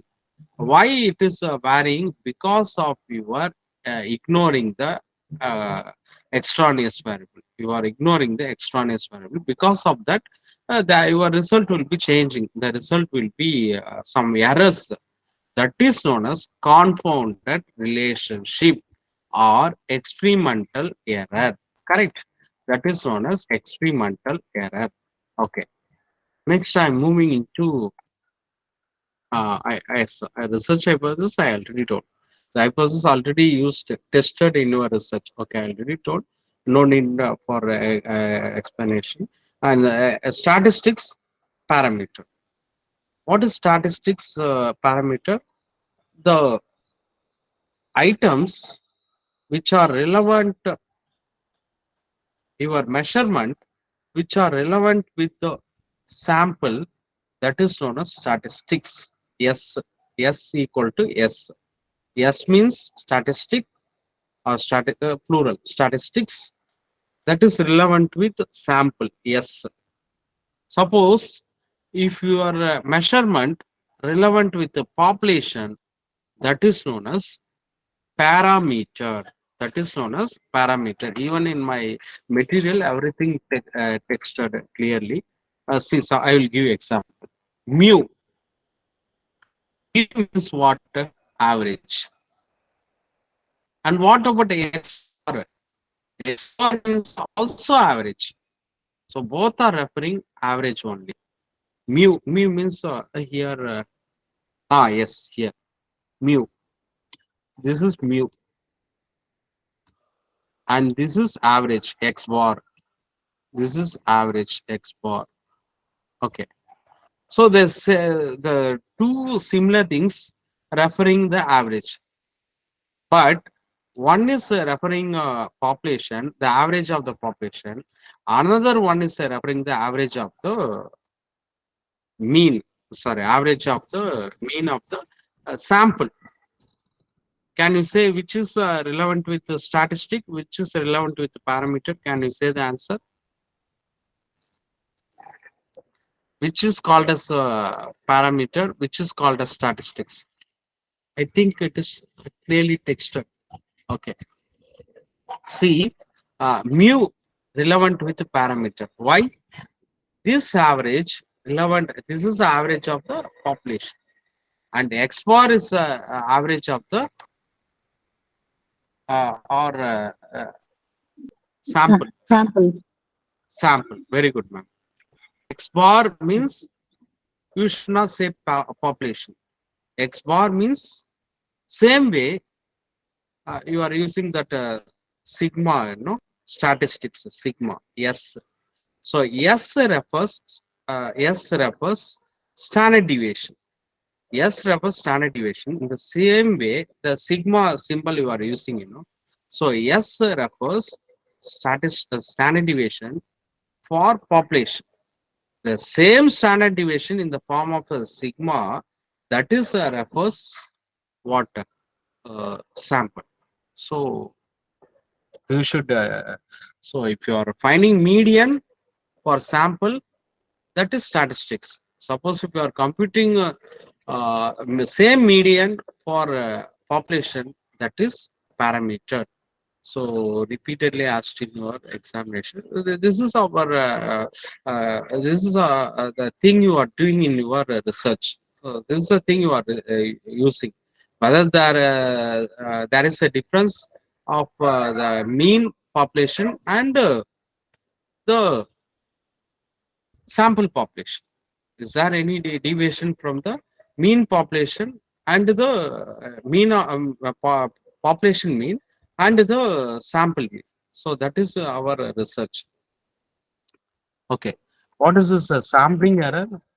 So yes, sampling error is a summation of these three things: response error, chance error, frame error. Your mistake, you are committing mistake. See, the big circle is the population. The big circle is the population. But what happened?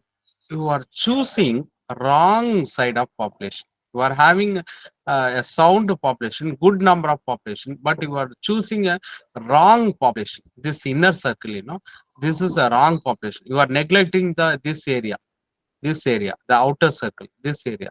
In this area, you are having good population, but you are neglecting. So that is known as frame error. I told sample frame. You are ignoring the good number of population, good amount of population. You are going into wrong side. So that is known as frame error. So when frame error occurring in choosing the population, in choosing the sample frame, in choosing the sample frame. And next one is you are going to the sample. You are going frame after choosing the sample frame, you are going for sample. See, this second inner circle is your sample, correct? Sample frame. In that, I will say that district. Suppose this is a district. In that district, you have to choose some colleges. What happened? You are choosing the wrong colleges, which are inappropriate for your study. Which are very inappropriate. You are choosing, suppose if you want to study about the arts and science college, but you are going for some technical college, you are going for some polytechnic or some engineering college, you are going. So wrong side you are going. So that is known as what error? Chance error. You are choosing the wrong samples. Finally, yes, you choose the right college, but you are going to the wrong student. He is not the correct person for your question. Suppose the student coming first time for the college is a new admission. In that student, you are asking whether the college is good, whether the infrastructure is good, whether the curriculum is good, whether the cell. How you could able to answer your your questions? No way it is correct. No way you can't have the correct answer because his first time is coming to the college, new admission. So that is known as a response error, the bad response. So that is a response error. So choosing a wrong district, frame error; choosing wrong college, chance error; choosing wrong student, that is a response error. So summation of all the three coming under a sampling error. Correct. And next, I have to say the confidence level and significantly. So after saying the confidence level, significant level, I'll go for different statistical tools so that it will be useful. Okay, so before these are all things very important for your paper two. That confidence level, type 1 error, type 2 error, uh, alpha, beta, all are very, very important. One-tailed test, two-tailed test. Okay. The table value is very important, friends. Kindly note 2.56, 1.9, only two table value. That is very important. Repeatedly asked in your examination. Also the formula. Don't worry, all the formulas are texted. So also you should know the formula. So suppose they are asking compute the mean of the continuous series. So you should know the formula. Then only the second paper is okay. Otherwise, it will be far away for your marks. Okay, so if they're asking what is quartile deviation, they're asking quartile deviation very simple: Q3 minus Q1 divided by Q3 plus Q1. So such kind of that formula will be helpful. Suppose they're asking what is rank correlation, compute the rank correlation. 1 minus 6 sigma d square divided by n into n square minus 1. So these are all the questions they're asking. Suppose they're asking regression, find the regression line y equal to a plus bx.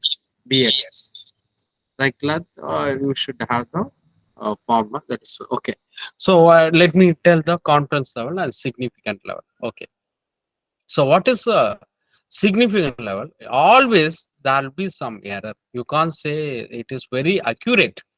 So there will be some portion that you have to agree, that you have to allow for the error. So you can't say, suppose I am saying, this workshop is 100% accurately executed. I will not say. Maybe 2 or 3%. There are some faults will be there. Some errors will be there. So that error we have to agree, So that mistake, suppose I will give another example. Suppose if you are buying a vegetable from the market. You can't say it is 1,000 grams accurately in the packet. You can't say. You can't say that accuracy. You should not say. Some plus or minus will be there. That is that error part. That error part that you should agree. That is known as significant level. So significant level means what? Alpha. Alpha means what? The error. The error that may be acceptable.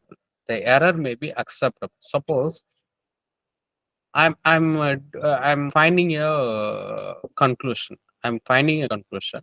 Suppose if you are doing, if I'm doing an experiment, if I'm doing the experiment for 100 times, I can't get the same solution. I can't get the same answer. So there might be some deviation. Suppose I'm repeatedly doing the same experiment 100 times, 95 times I will get the same output, 5 times I will get the wrong output. So that 5% error, so that is known as the significant level, the acceptable error part. You can't say your research will be 100% sure, 100% accurate. That you can't say. So you have to allow some error error level. So that is known as a significant. Suppose if you are framing question paper in order to monitor, in order to measure the student, you can't say my measurement level is 100% accurate. You can't say.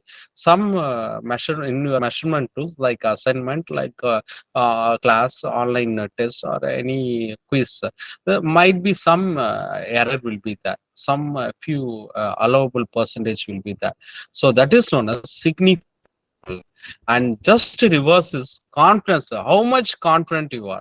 So suppose I'm saying I'm very much 95% I'm confident with the net examinations. So 5% you are doubt. So that is known as a confidence level and significant level. So significant level means what? The alpha part. So always I'm saying always inversely acceptable. So this is a question asked in one Viva. Why you are using 5% significant level? They're asking, but they couldn't able to answer. So this very simple answer. It is a universally accepted. See, in one 5% error for one researcher using 1% error, one researcher using like that. What happened? You can't able to compare the report. You can't able to have the uniformity. In order to maintain uniformity at the global level, they are using the 5%. So 5% is a universally acceptable. That is my answer. So significant level is a 5%. That is universally acceptable. Correct. So confidence level is what? 95%. Always we will check our, we will test our hypothesis. What is the starting point? 95% we will check. Then only you'll go for other. Okay. So that is my first one. And next one is error. The error coming, type 1 error, type 2 error. So two error may be occurred in your research. Two types of error. What are the two types? Alpha, I told alpha. So what is the two type? Suppose if your hypothesis is true only, you are framing the hypothesis, that is the correct only. Yes, question is correct only. But because of your wrong statistical tool, because of your inappropriate methodology, you are the correct hypothesis. Suppose I will say in you are catching one right good student is very honest, but you are booking the student. So that is known as type 1 error only. But you are booking the student in the examination of the student. So in the same way, in case the hypothesis is true only, correct only. I'm saying the male student and the female student are equally good. That is true only. But what conclusion you are coming? You are coming male student better than student. The conclusion you are coming. You are doing, you are rejecting the hypothesis. You are rejecting and going for alternative. That is known as what a type 1 error alpha. What is type 2 error beta? What is type 2 error? The hypothesis is false. The student is a culprit. The student is copying. The student is having some material in the hand, but you are allowing the student. But due to your lack of supervision, you are allowing the student. You are not booking the student.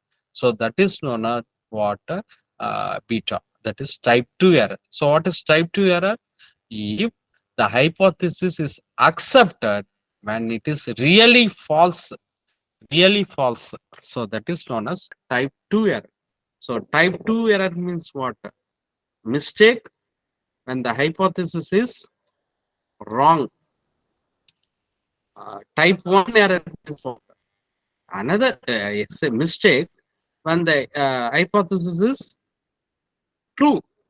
So two types of error repeatedly asked in our examination, alpha, beta. But in our research, we are giving some provision only for type 1 error, but we are not giving provision for type 2 error.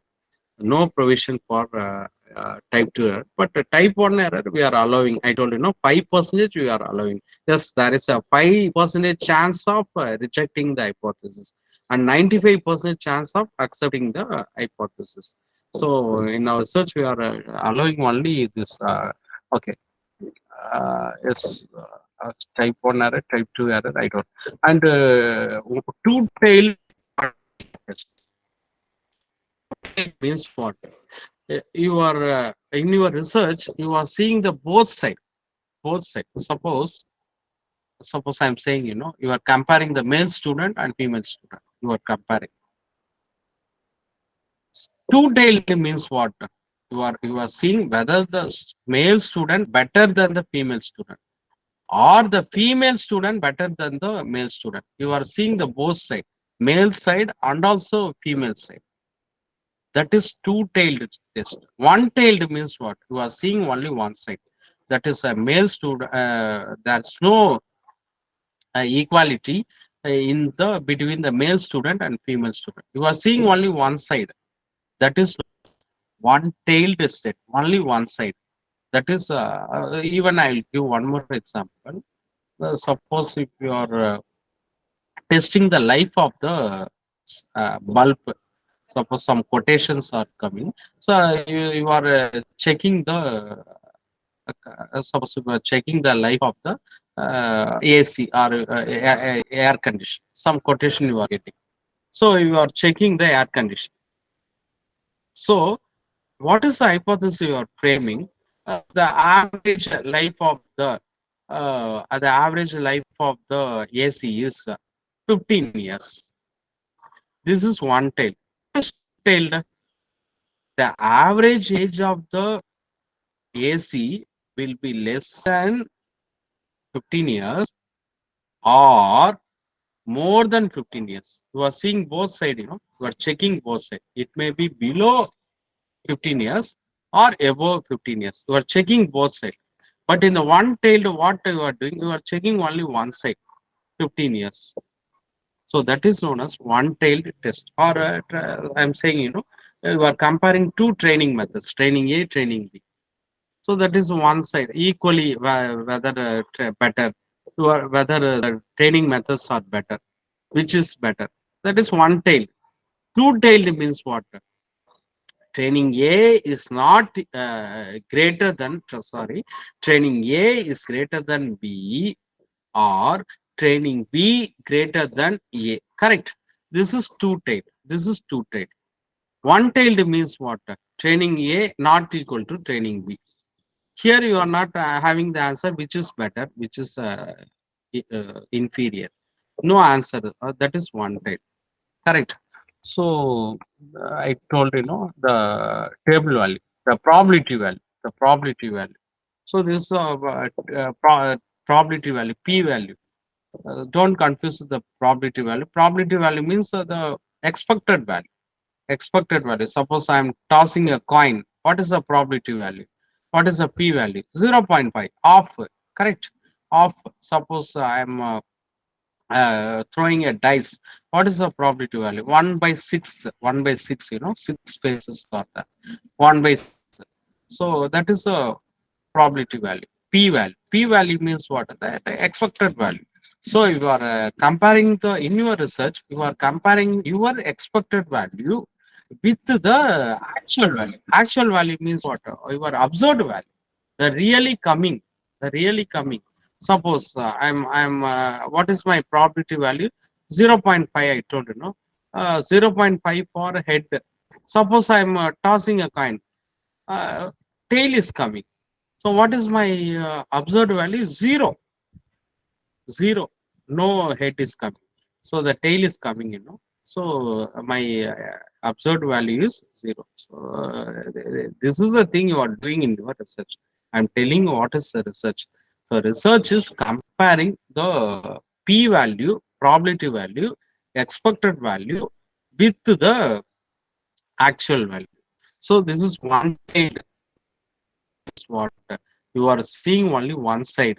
So this area is plus 0.5, and this area is uh, 0.5. In total, 1. The p value is 1. Total value is 1. This is a lesser side, and this is greater. This is negative side. This is positive side. So at 5%, one-tailed, what is the answer? 1.645. That p value, that expected value is 1.645. Kindly note. If it is two-tailed, two-tailed, at two-tailed 5%, what is the table value? 1.96. 5% is very important. 5, I told why 5% is important. It is acceptable.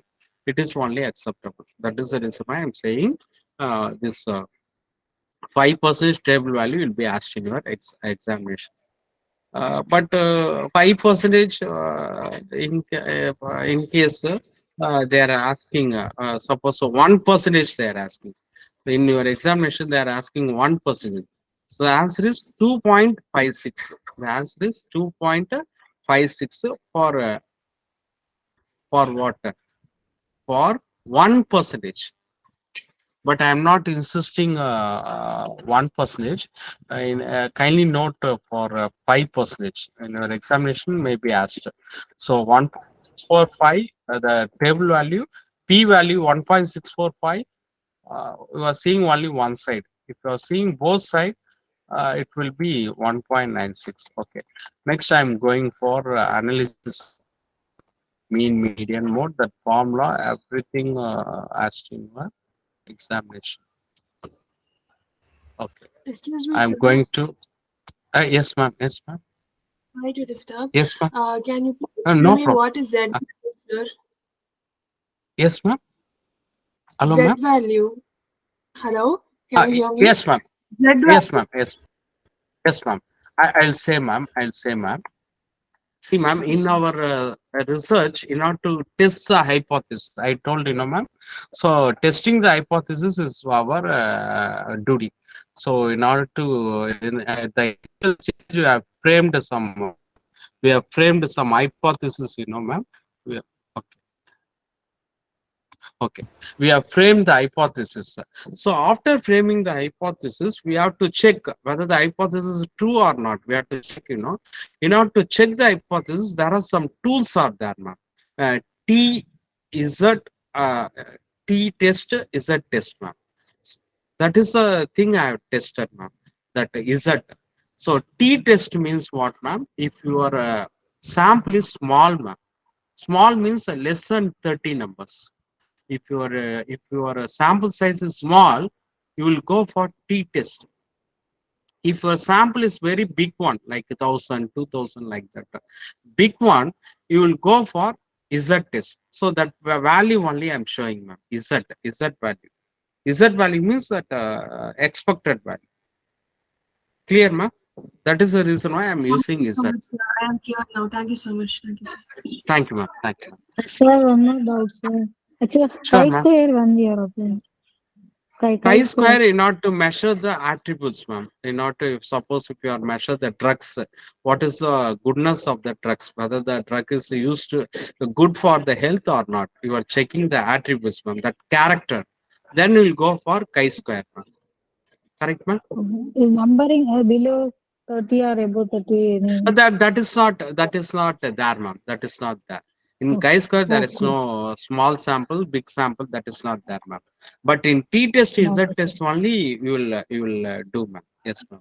And Oh, one more thing I will tell, ma'am. One more thing I will tell. Why you are using t-test and z-test? That I have to say, because this is you are asking very important question. So it's my duty to say. When we will go for t-test, when we will go for z-test, when we will go for chi-square. I'll tell. Okay.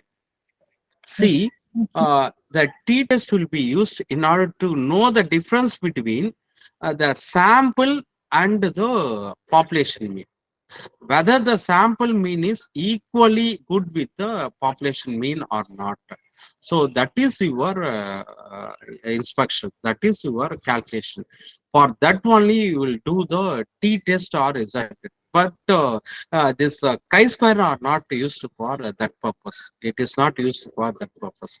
It is used for that treatment before consuming the drugs. What is the outcome after consuming the drugs? So you are segregating the sample into two. One is before treatment, after treatment. So whether there is any association or not. So that will be checked out. okay. That is the purpose of the chi-square. Whereas in the case of T or Z, both are same. In that you will check mean value, whether there is any difference between the sample and population. Suppose I'll give example. Suppose if you want, I already told you, no. Suppose if you want to organize a party after the success of the NET examination, you want to conduct a party at your college. See, there is a confusion whether if you want to order for non-veg or veg. That confusion will be there. What you are doing, you are choosing 10 of your friends. You are calling 10 of your friends as a sample, and you are monitor and you are asking whether they are vegetarian or non-vegetarian. Majority of the friends, 10, 10 friends, I told you, no, 10 friends. Majority of the friends are saying I am vegetarian. Okay, you are booking for vegetarian water. Are calling 500 staff, 500 friends for your party, but in that they are asking for non-vegetarian. What happened? The sample mean is not aligned with the population mean. So that is you are checking. So you are checking whether the sample speaking with aligning with the population or not. You are checking these things. That is known as t-test or z-test. That is the purpose of the t-test or z-test. That is I told you, no, x minus x bar divided by standard deviation. That is the formula for t-test. X minus x bar divided by standard deviation. So whether is there any deviation? Is there any deviation from the population mean and the sample mean? Whereas in the case of chi-square, I told you, no, it will be tested. Very important test. Why it is very important test? Coming under parametric and also non-parametric. Okay. So mean refers, only key point I am saying, mean refers average. Median refers the middle point, the middle one. Suppose 11 students are there. Who is a middle student? So sixth student. Six is a middle. Exactly segmenting the series. So that is known as median. Cutting into half. That is known as median. Mode means what? Which is occurring more? Which frequency is occurring more? Suppose if you are buying a shoe, which size of shoe is sold more, so that will be stocked more in your shop, that shirt will be stocked in your shop, so which is happening more, which is occurring more. Suppose you are analyzing the question paper, net question paper, which type of question asked more, you can analyze. So that is known as mode means what? Repeatedly occurring. Suppose they are asking the marketing question more. That is known as a mode. The event occurring more. That is known as mode. Mode means the event occurring repeatedly. So range, as you know, higher level minus lower level. That is a range. So standard deviation, very important. Standard deviation means what? The average deviation. The average deviation of the items. The average. How much averagely the items are deviated. Suppose I'm asking, no, what is your percentage? You are saying, sir, I am 80%. But there are some deviation in your marks. See, say in your mathematics you are getting 100 marks, and in science you are getting only 40 marks. There are some deviation, with your percentage or with your average. I couldn't able to know the your marks. So in order to analyze your mark, I have to know the deviation. How much deviation in between the marks? So that is known as standard deviation. What is the formula? Summation of each items, the deviation of each items. So x1 item minus x bar divided by number of items. Suppose in max 100, average 80. So 100 minus 80 plus in science 70. So 70 minus 80 plus, like that you have to sum all the deviation divided by number of items. How many subjects? 5. That will give the deviation. So that is the reason why I'm saying standard deviation is the average of your total deviation. Very simple thing I'm saying. Okay. So I told sigma. Sigma refers standard deviation, but it is relevant with what? Relevant with which one? Statistic. That is sample. Whereas S refers what? Same standard deviation, but population. But skewness, in the case of skewness, how your variables are distributed, whether if it is normally distributed, no problem. If it is distributed in one side, suppose I am saying, suppose if you are getting 80s more marks, 81, 82, 83, like that, more number of 80 to 90 in the subject. So it is skewed, it is where your range is skewed, your numbers are skewed. It is not equally distributed. Equally distributed means what? You are getting 81, 79. So some equal marks in all the subjects. Then it is normally distributed. Normal means what? Bell shaped. You are, if suppose if you are plotting the marks in the graph, it will be normally distributed. Normally distributed means what? No deviation, no higher deviation. Whereas if I'm plotting your mark, what happened? It is skewed. Skewed means what? It is not in a normal shape. It is not in the bell shape. It is not in the that U shape. The U means that reverse of N shape. I'm saying N shape. It is not in the bell shape. It is skewed, So if it is skewed means what? A higher number of deviations in your marks. So in order to know the deviation, I will do the skewness. The skewness may be three types. What are the three types? If it is normal means what? No deviation. Normal means no deviation. No deviation in your mark. So you are equally good. Equal marks are there. No higher range of difference are there. So that is mesocultic. Kindly note mesocultic. Mesocultic what? Bell shape. If your mark is platycultic. Platycultic means what? Heavy deviation. It is a flat shaped. It will not be in the bell shaped. It will be in the flat shaped. Flat, not in the that curve will not completely absent. It will be flat. That is known as platycultic. Leptocultic means what? One side. It will be in one side, right hand or left hand. So I will say more marks in 90s and very less marks in 50s. So that is known as leptocultic. Leptocultic means the range will be in a particular point. It will be in one area only. It will not in other area.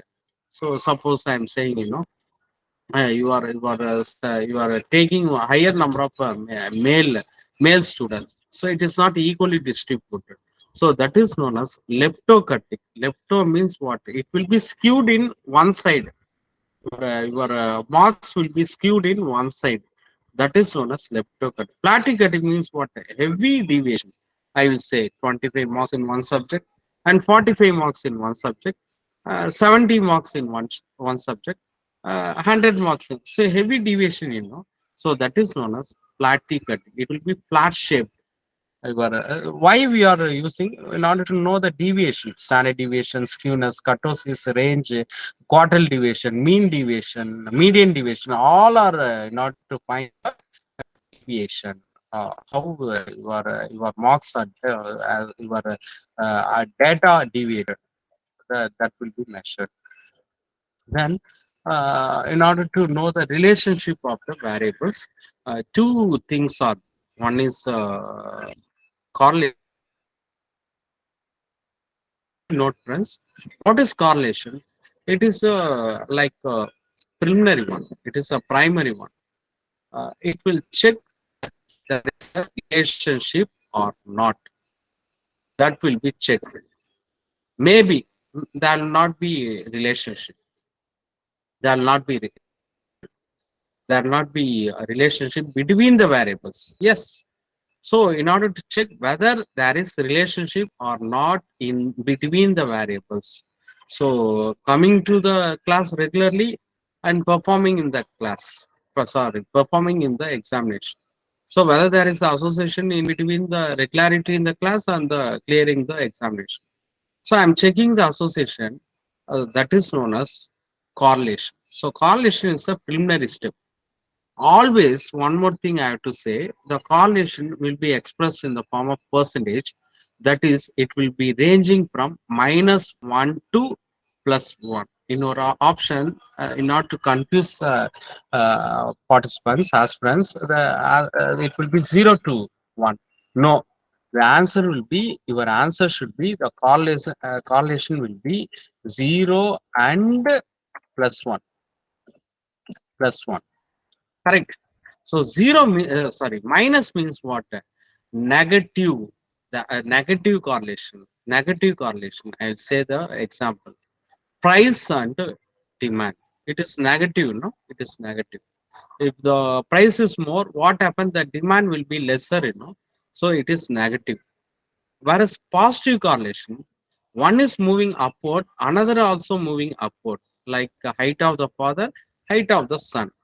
Positive correlation, or I'll say supply and demand. If the demand is more, you will supply more. The dealer will supply more commodities. So that is +1.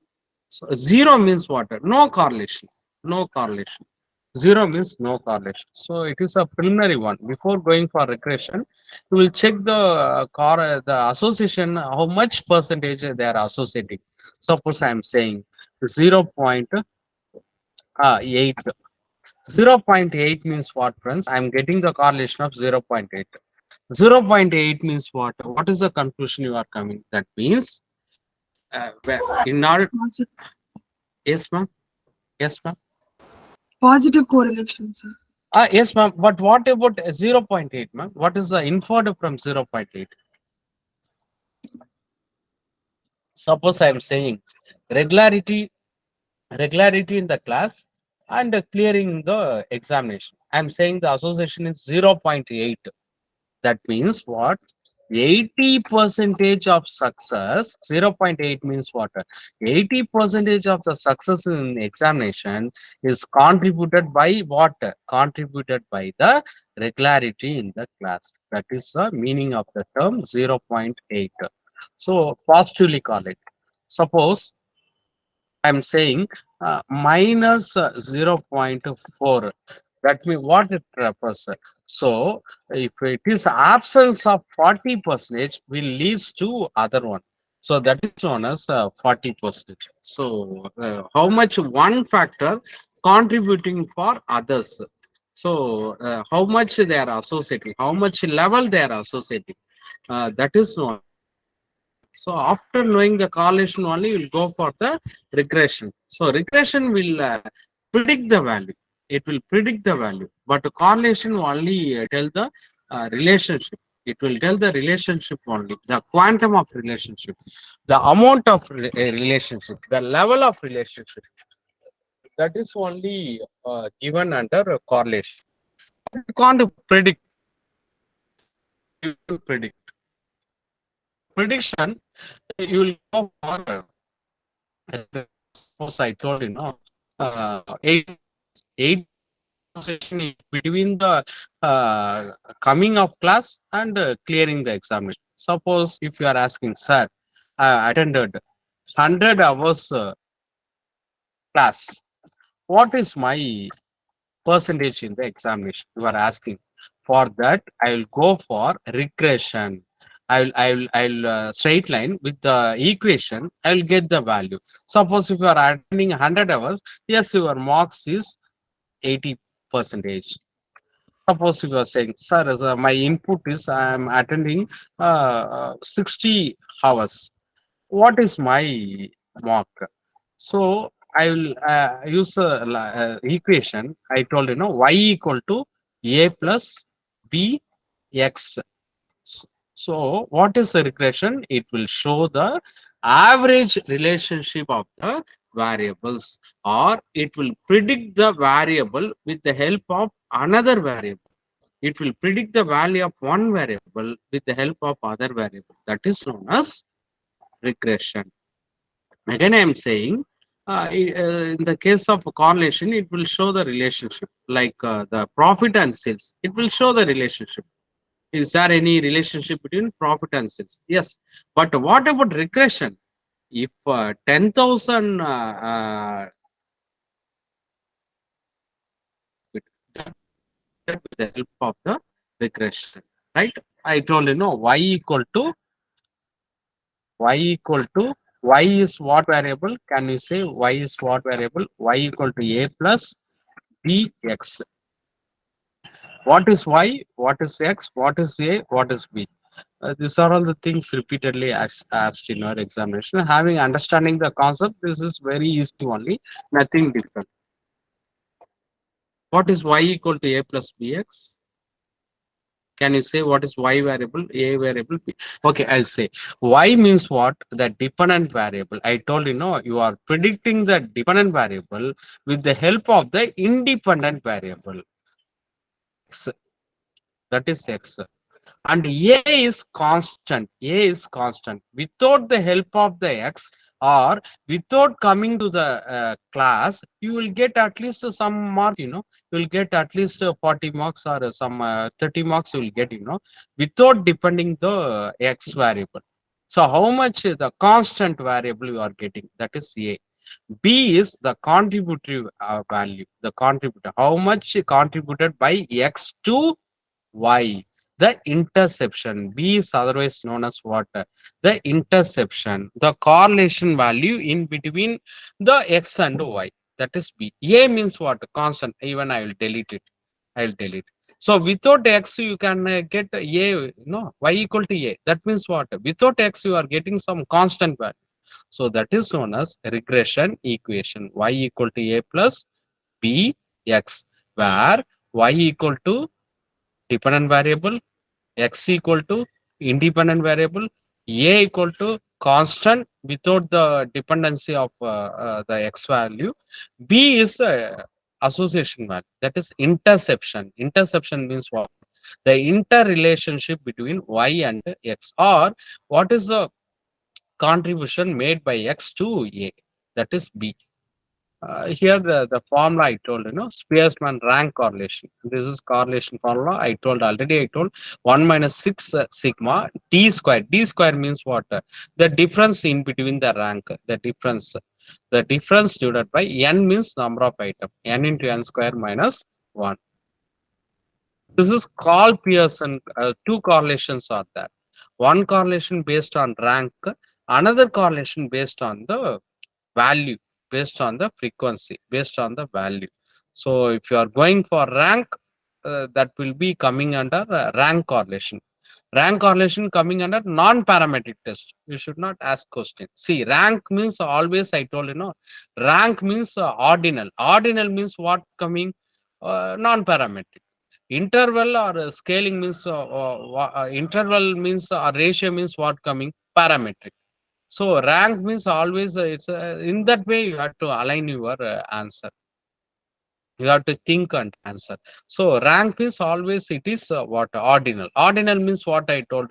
Ordinal and nominal what I told. It is only non-parametric. Okay, this is the formula for Pearson correlation. This is not a ranking. Okay. And simple regression analysis I told Y equal to A plus Bx. Partial correlation means what? I told you are ignored some values. You are ignored some independent variable. That is known as partial correlation. I told in the case of harvest, in the case of yield, what are the things you will see? The fertilizer, the government grants, the rainfall, the soil type, everything. In case you have ignored the government grants and you are taking only the fertilizer and the crop rotation, so that is known as partial correlation.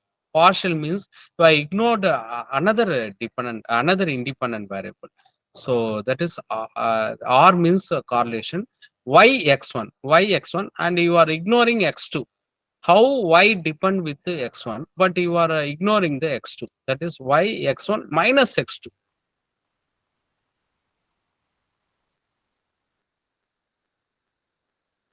This is this table you can have all the things.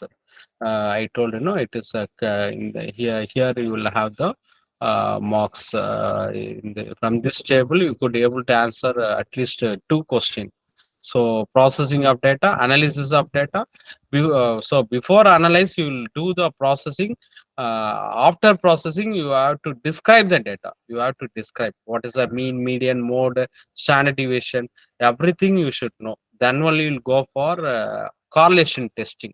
The testing of hypothesis. You will do the testing of hypothesis. So in the analysis, two analyses are there. One is a descriptive analysis or a profile analysis. You should know the profile. After knowing the profile only, you'll go for hypothesis testing or hypothesis testing analysis or statistical analysis, inferential analysis. All are one and same. So you will check your hypothesis. You will do your hypothesis. You will check whether it is correct or not. You will check. Okay, so it's clearly given here. What are the items coming under descriptive analysis? Mean, median, mode, standard deviation, simple regression, simple correlation, multiple, all are coming under descriptive analysis.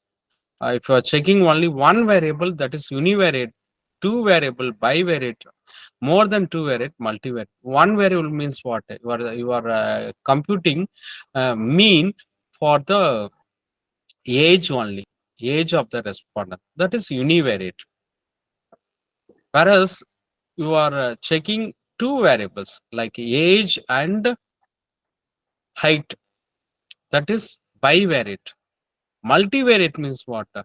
Height, family background, age. So more than two variables, that is multivariate. So in the multivariate only, you will have MANOVA, multi-analysis of variance, multiple regression, all are coming. And in the statistical analysis, I told parametric test, non-parametric test.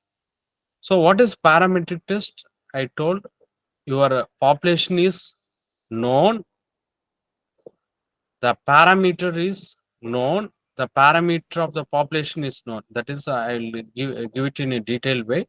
The mean, median, standard deviation of the population is known. This is the second condition. What is the first condition? The population is definite.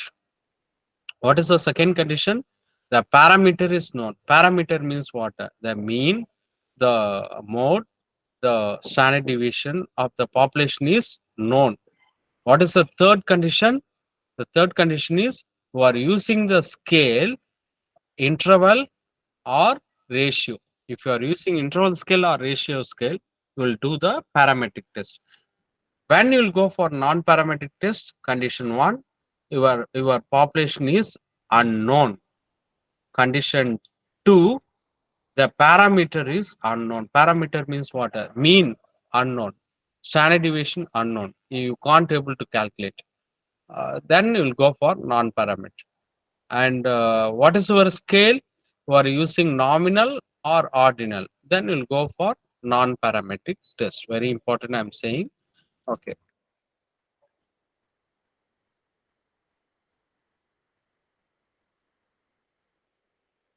So here I told type 1 error, type 2 error.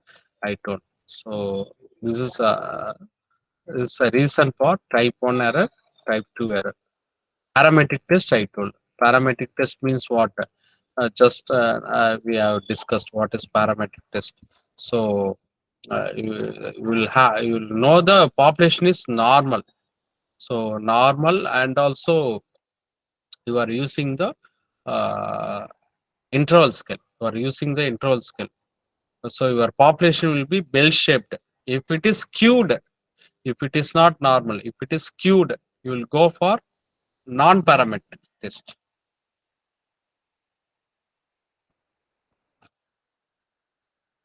So important parametric test. Earlier I told t-test is a test. T-test, small sample, in order to estimate the deviation, in order to estimate the population with the sample. Z-test, same purpose, but a big number, big population. F-test means ANOVA. ANOVA, F-test, both are same.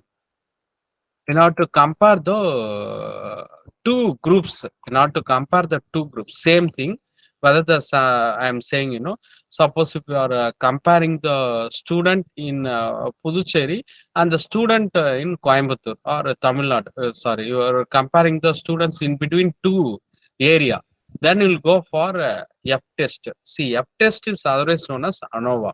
ANOVA, F test, both are same. Chi-square, I told chi-square. So goodness of it, whether my expected value and the observed value is equally good or not, fit or not. The goodness of it, I told or the attributes, I told attributes. That is whether the fertilizer is good for the soil or not, good for the crops or not. So they were testing. How you can test before a treatment of the fertilizer, after treatment of fertilizer. You are comparing the two samples. So this is all the purpose of chi-square test. So chi-square test is other one in the case of parametric. Again, I am telling t-test, z-test, f-test, chi-square. All are coming under parametric. Now I am coming to non-parametric. Another condition in the case of chi-square, somebody asked, that is the reason why I am telling. Another condition, the total n size, the total sample, the total sample, so, before using the fertilizer, after, so the total numbers I am saying, total numbers.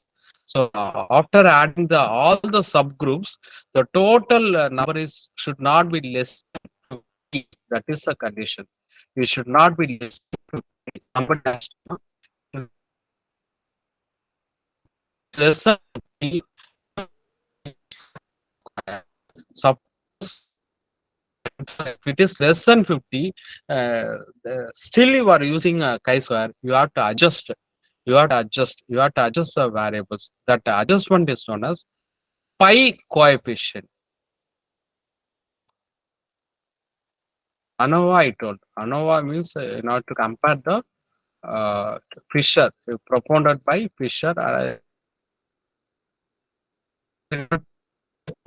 What is the mean? What is any deviation in between the two groups? For that, you can use the ANOVA. Non-parametric test, I told what are the condition I told, why you will go for non-parametric. These are all parametric test. These are all the parametric. One sample sign test, Fisher Irwin test, ransom test, chi-square test. Again, chi-square test coming under the non-parametric test. So Fisher Irwin, McNamara test. So why you are using Fisher Irwin test? So Fisher Irwin test will be used in order to testing the difference between the two set of data. Even I have given the example. Suppose if you want to test before treatment, after treatment. So you are suppose there is some medicine discovered. So whether the medicine working on the patient or not. So you are checking the two groups. For that, you will use the Fisher-Irwin test, FI test. McDermott test is another one in the case of non-parametric test. You can use only nominal data. I told you, nominal data, but they are related. They are related with each other. So they are related with each other. Two related samples. So there only you can use the McNamara test. So irrelevant samples you can't use. Suppose I am saying, you can't compare the student in Tamil Nadu with the student in at Delhi. They are very irrelevant. You can compare only the student in between two districts. The reason is they are coming under the same curriculum. They are under the same curriculum, State Board of Tamil Nadu, same curriculum. You can compare. So there, in such case, you can use the McNamara test. There are some conditions that we have to understand. And Wilcoxon test. This is a rank test. Suppose how many plus are there, how many minus are there. So that will be used. Suppose if you are comparing the student performance in the assignment 1, assignment 2, assignment 3, how many plus are there, how many minus are there. With the symbol itself, you can know the performance of the students with the symbol. How many plus marks are there, how many minus marks are there. Plus what I'm referring, suppose 80, next to mark is 90. So plus, you are not using the value. Simply you have to put plus. Then in the next assignment, 90, 80, I will put minus. So how many plus, whether plus is more, minus is more. Plus is more means what? Yes, it is good. Minus means it is bad. Your testing method is bad. So that is known as a Wilcoxon sign test. Another one is a Mann-Whitney U test. So this is a very popular test among the ransom test. In order to assess the two independent samples. I told it's not dependent. Two independent samples. You can test the two independent samples. I told one sample from Tamil Nadu, one sample from Delhi. They are independent. Yes, they are coming from a different background, different curriculum, different board. Yes, you can compare. So in the case of two different samples, suppose I am telling suppose if you want to study the compare relationship of the land at Kodaikanal and the land at Kashmir. Yes, you can compare. the yield of 2, they are independent, they are not related. In such case, you can use a Mann-Whitney U test. And Kruskal-Wallis H test, where you can use Kruskal-Wallis H test, the random samples are many numbers. It is not 2. If it is 2, you can use U test. If in the same condition, if it is more number of samples, like 5 groups, 10 groups like that, in such case, you will go for H test. So these are all the, I told, the canonical correlation. So canonical correlation, when you can use the canonical correlation, I told the correlation is a relationship of the variables. Whereas in the case of canonical, if you want to compare one, that is one quantitative variable, one measurable variable with another non-measurable variable, like the attitude or the behavior. So if you want to compare the two different things, you will go only for the canonical correlation. Clear? The pioneer of this method is Hotelling. The author is Hotelling. So simultaneously, you are comparing one measurable variable with another non-measurable variable, that is metric and non-metric, will go for canonical correlation. So hope you could able to understand the different terminologies, different items in research methodology given in the method. But this is somewhat interesting. Not only interesting, also it's a very, very wider one that cannot be covered in this 3 hours. Okay. If any doubts are there, you can ask. But out of my experience, I'm saying in paper 2, this will be very helpful for getting marks in your examination. Okay, friends, we'll see you tomorrow with another subject. If any doubts are there, you can ask. Otherwise, we'll go. Shall I? It is okay for you. Any doubts are there? No, sir. Thank you.